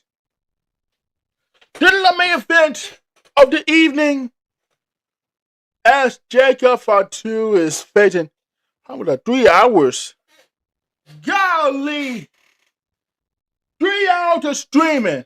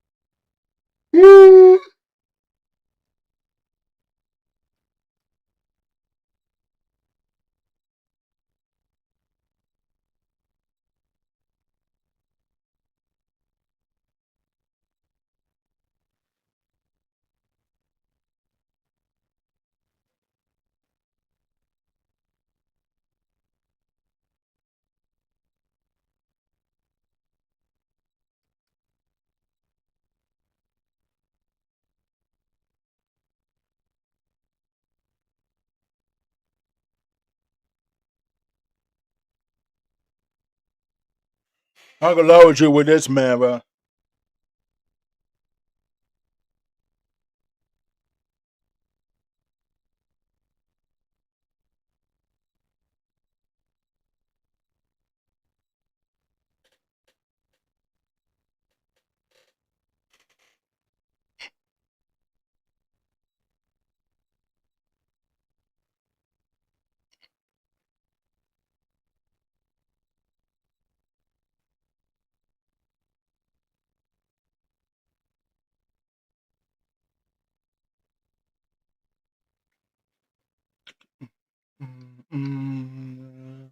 Yo, Royce Keys is ready to fight.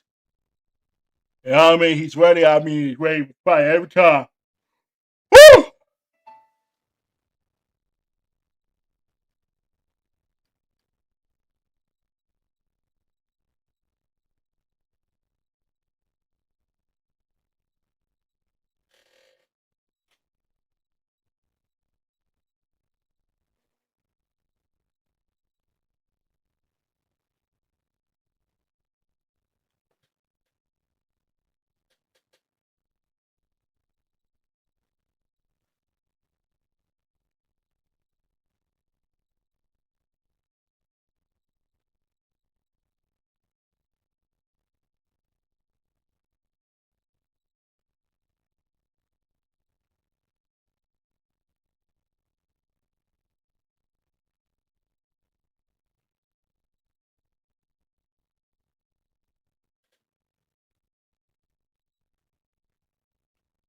Where's Nick Aldis and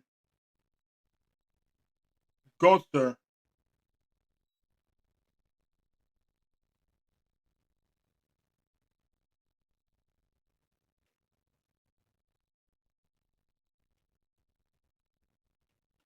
Nick Aldis gonna bring the house down.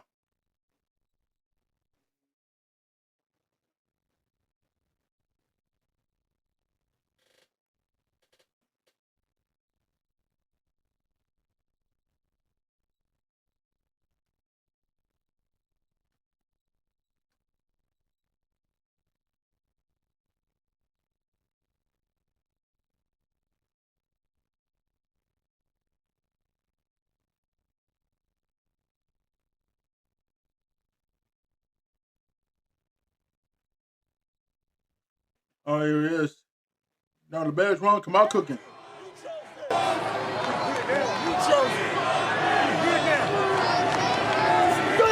He said, you choose this. Fatu said, but we're here now. Never mind the past. The fact that these two once slept on one another's couches as aspiring wrestlers. The fact that Royce Keys used to get on a Greyhound bus and ride 9 hours from Oakland, California to Burbank just to train at the same school where Jacob Fatu was. The same school run by WWE Hall of Famer Rikishi and the great Gangrel. These two's bond is incredibly deep, but it's all been forsaken for the here and the now. They slept on each other's couches. They shared money to buy food. These two men had one dream, and that was to be doing what they're doing here today, but not against each other. The closest bonds in this business were often forged in the car from city to city. 14 hours through a blizzard to go make 50 bucks and take one step closer to your dream. That's where these two both began. So how did we end up here tonight in a street fight? I'll tell you exactly how. Jacob Fatu believes so deeply in his abilities, he put his freedom essentially on the line. He came up short against Roman Reigns, which is why the Samoan Werewolf is now in the debt of the tribal chief. And Roman Reigns has the marching orders. Take all these guys out, and that's what Fatu wants. Look out! Oh, look out! My God! But no countouts. Table. That was damn near 600 pounds of human beings crashing into our announce desk, and the Samoan Werewolf starting to roll. I told y'all. And Fatu barking at Keys. And Cole, this is one of the many things that make Jacob Fatu so insanely dangerous. Oh my God! Jacob sent over the steps. The Samoan Werewolf is far from a savage, but he still maintains an uncanny ability to tap in to that part of his family lineage. Jacob Fatu doesn't know when to stop. As he likes to say, all gas, no brakes. Royce Keys standing toe-to-toe with him tonight. Seeing a vicious, aggressive side of Keys as well, but Fatu now blasting Keys from behind.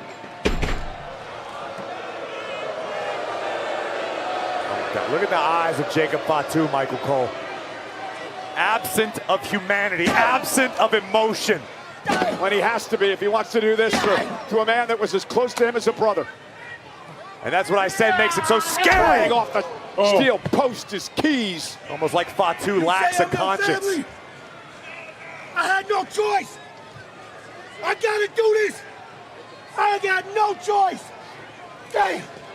And to our point earlier, Jacob saying to Keys, I had no choice, because he is indebted now to Roman Reigns. And it was Royce Keys who said it's not blood that makes you family, it's loyalty. Well, Jacob Fatu does not agree. Here comes the Samoan Werewolf. And Fatu met by Royce Keys. What a collision with the clothesline.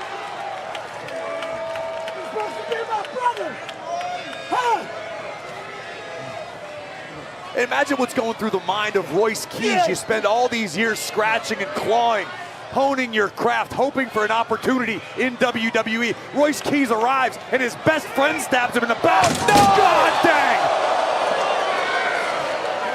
Raw's coverage continues, brought to you by Detroit. Let's go! Royce Keys driving Fatu through the barricade. On the other side of the coin, Cole, you don't think Jacob Fatu and Royce Keys would become as close as brothers unless Royce had a little bit of that savagery in him too, didn't you? Royce Keys starting to learn what it takes to survive here. That's what this is all about. This is not where Keys ever expected to be, ever it ain't about envisioned family being. Well, especially not in a street fight against Fatu. Well, Keys hopefully possesses that same ability to flip the switch in his head. Hopefully Royce Keys, for his own well-being, can turn off his consciousness the way Fatu can. On Royce Keys' defense as well, Corey, he tried everything in his power to stay out of this whole situation with the bloodline. Oh! He didn't want anything to do with any of that. I agree with you. Into this. And unfortunately, Keys may just end up as collateral damage. Oh! Now Keys set right over the end. Oh my God! And Keys hit the floor hard. Keys hit the the floor hard. This is bad for Jacob. Jacob Fatu, willing to do this to this man.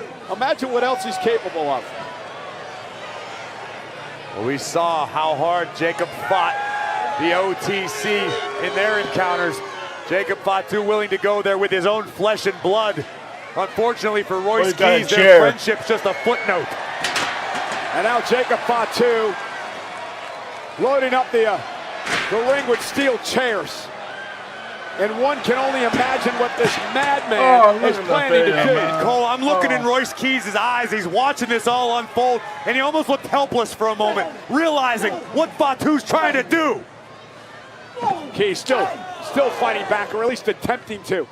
Oh my God, Fatu went to the eyes. Again, there are no disqualifications in this match. Fatu can do anything he wants. Keys right now is blinded. Jacob Fatu had one thumb in each eye. Keys is flying blind right now. And Keys standing up on a that's gonna maybe not clothesline, taking out Fatu. And now Royce Keys unloading on Jacob. Man. Get your ass over here. He said, "Get your ass over here." This nigga. And Fatu driven into the steps. Royce Keys turning things around. You used the word a few minutes ago, Cole, survival. That's what this has devolved into in the past few minutes. Doing whatever you can to survive.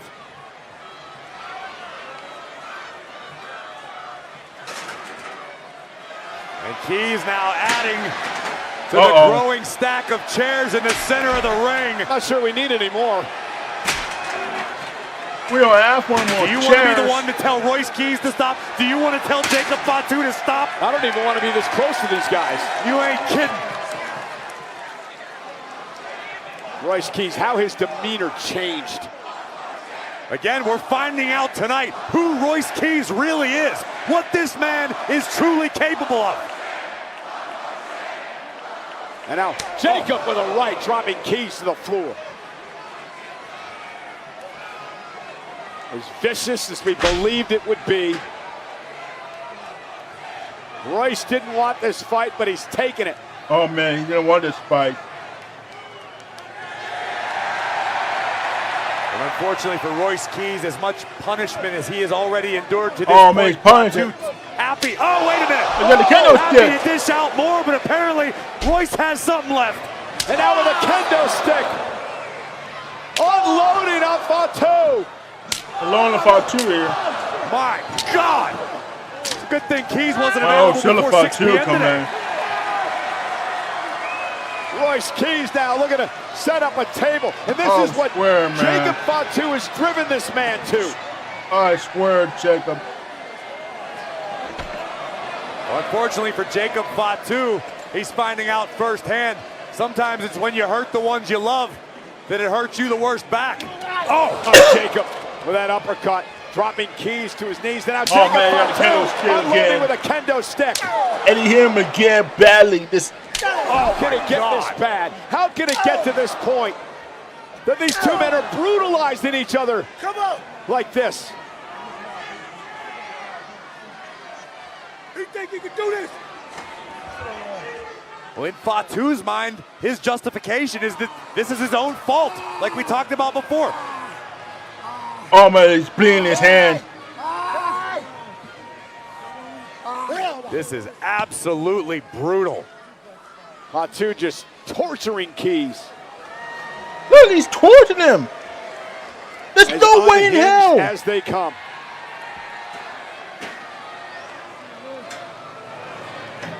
He got potential. I don't know what Jacob Fatu is attempting to construct right now.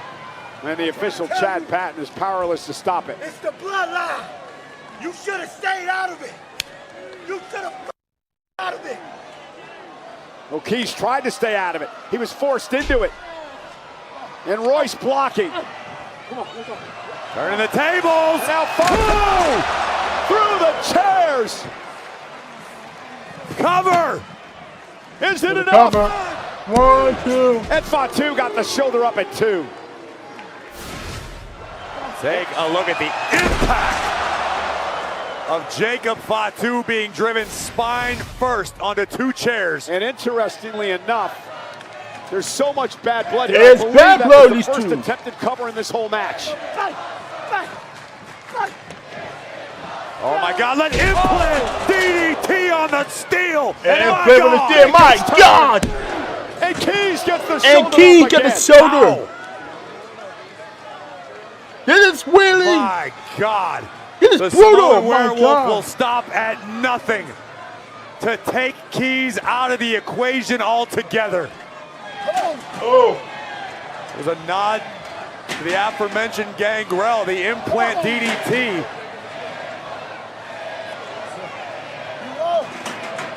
Now continuing to punish Keys.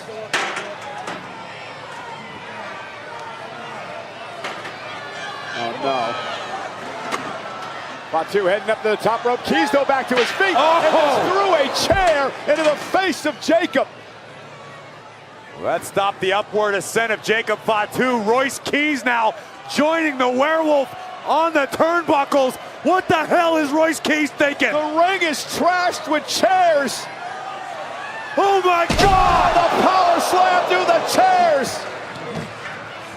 The cover. Oh, 2 count. It was close, but no cigar. A power slam onto the chairs, yet somehow Jacob Fatu summoned the will to kick out. And we're learning a lot about Royce Keys tonight, and a killer instinct, and the rage inside. Well, as Royce Keys himself said, he stood 10 toes down for his longtime friend, his brother Jacob Fatu. But now the task is involved. Try to put Fatu in his grave. Keys! Oh!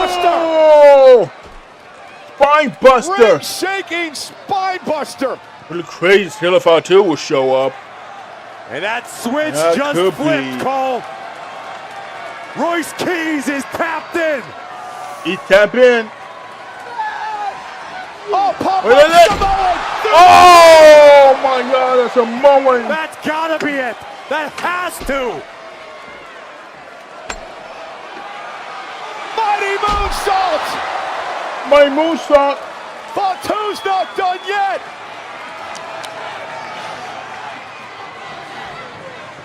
And now it's locked in. Tongue and death grip. Locked Tongue and in. death grip.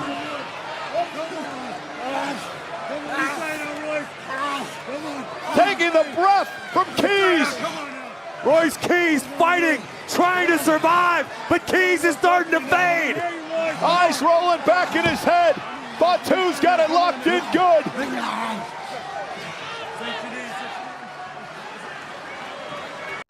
And the official's got a call for the bell. Keys out. He's out.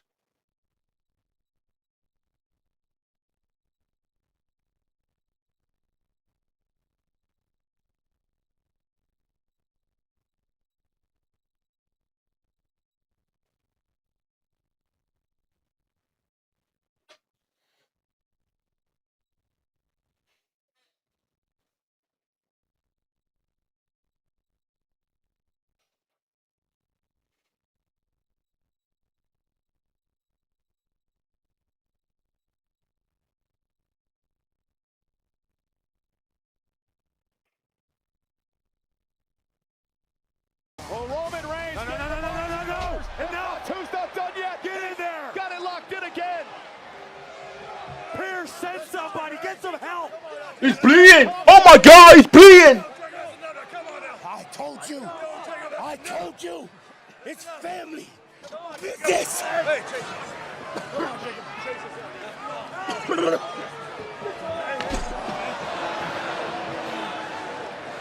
Oh, he. Oh, no. Come on now. Oh. Jacob Fatu is an absolute damn madman. Somebody stop Jacob.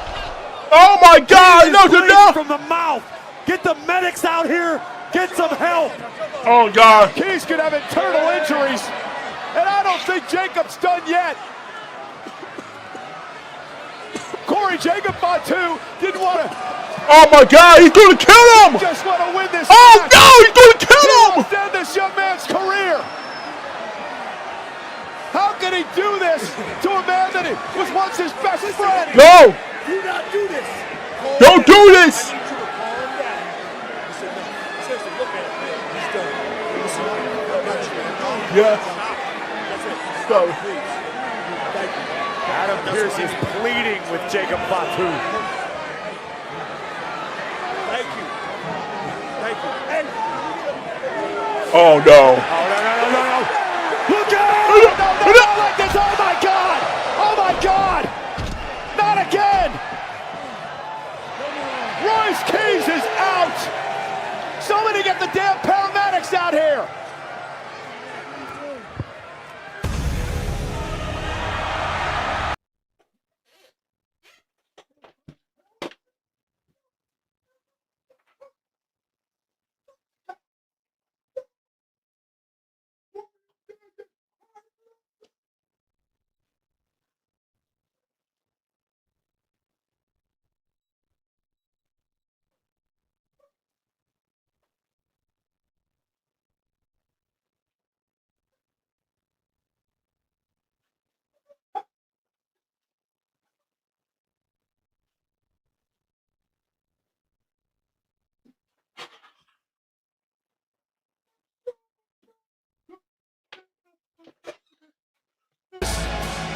Just got as nasty as ever. Mission accomplished.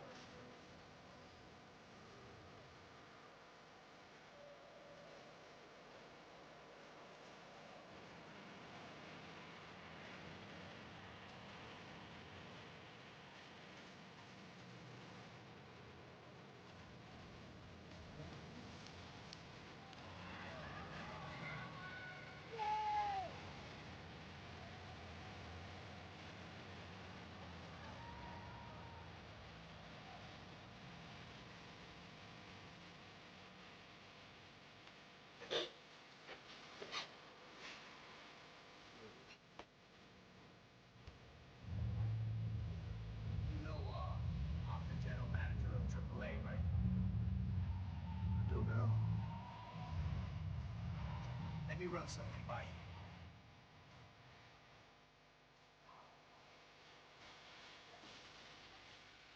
Wait. He said, "Want to buy it?"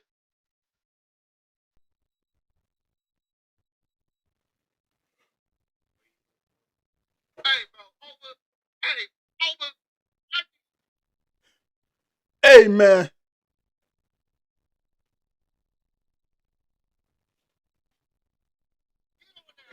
Hey, man.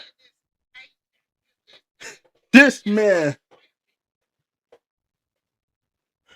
You know, Ray was talking about this.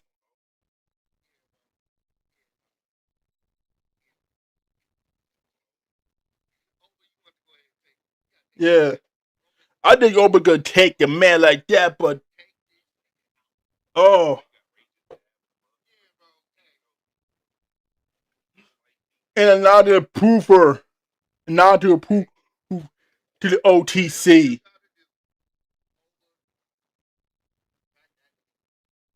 Yeah.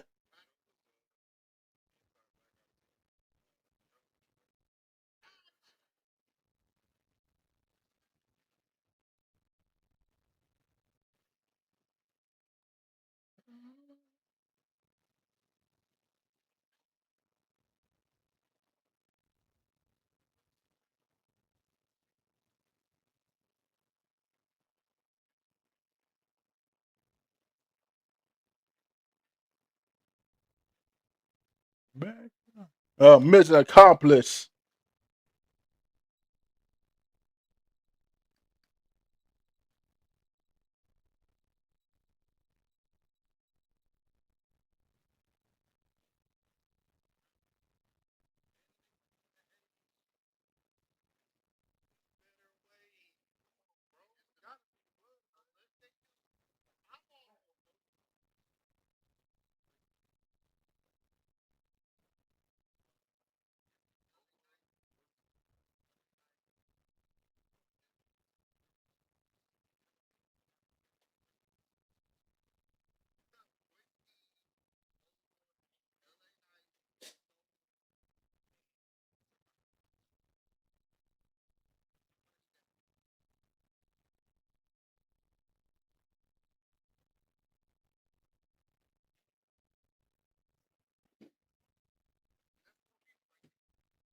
That could be 4 people. Yeah, that's 7 out of it.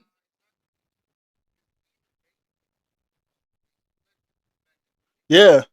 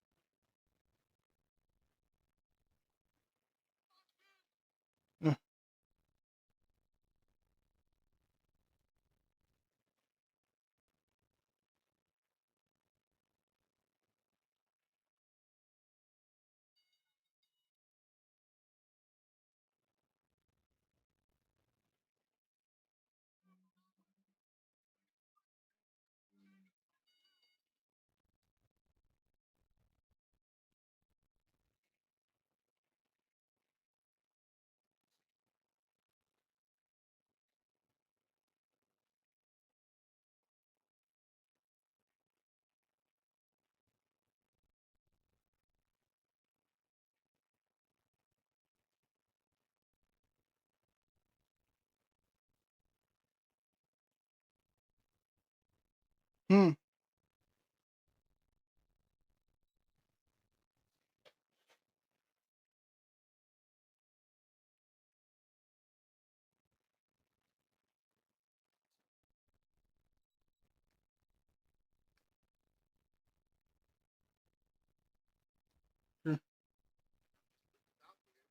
Yeah.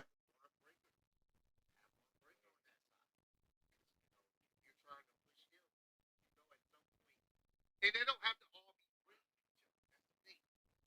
Like they did with Roman and CM Punk was on the same team. They weren't great. They weren't cool. Appreciate that, Wolf. Roman to AAA at Chicago during AEW All Out in Chicago as well. Oh. Well. I think I can do that.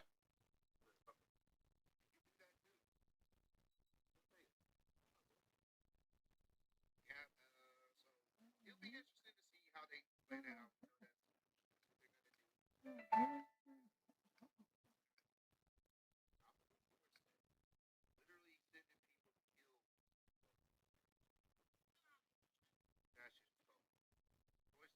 Oh, it's All Out in Chicago, though. Yeah. Yeah, man. Hey. I appreciate y'all for this much. We've been out with live to for 4 hours. For hell. It would never end it because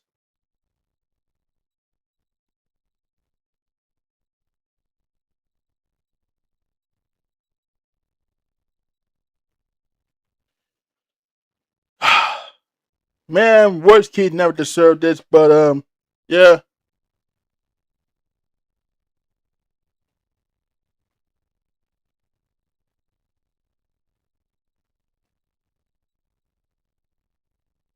Great one little show on this daily basis.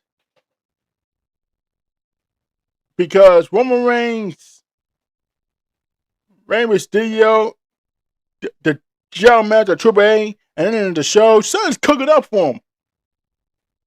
I need something cooking up for this one. But SmackDown,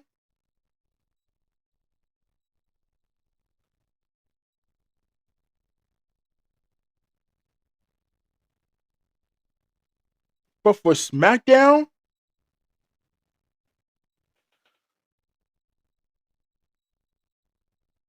I think we're gonna see how SmackDown after Mania is gonna be. But Raw did cooked up here as well because I figured out what's gonna happen on SmackDown. Because this was happening before. I love to see what's going on, but I guess they will wait some. That makes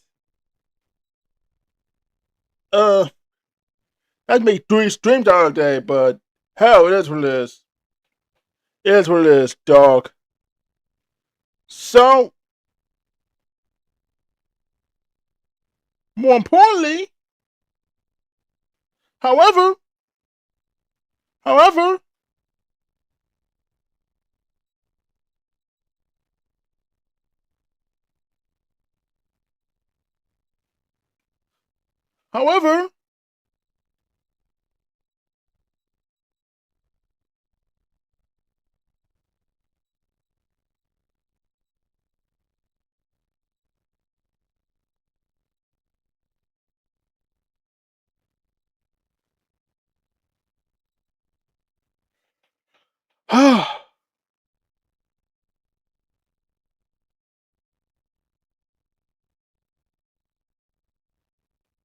we'll see what's gonna happen.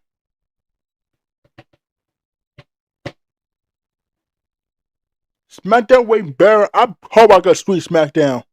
Hope I can stream SmackDown. If that's the case, we're gonna see you go stream SmackDown.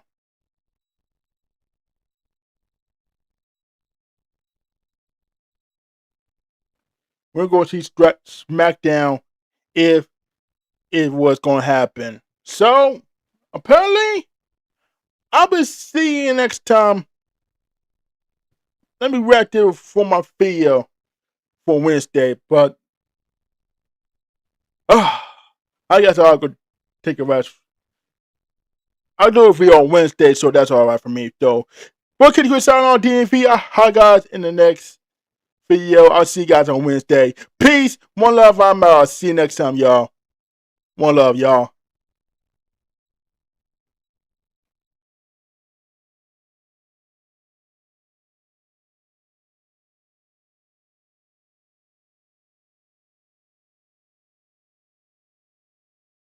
The Coops? Oh, Georgie. You and me, we're the Coops now.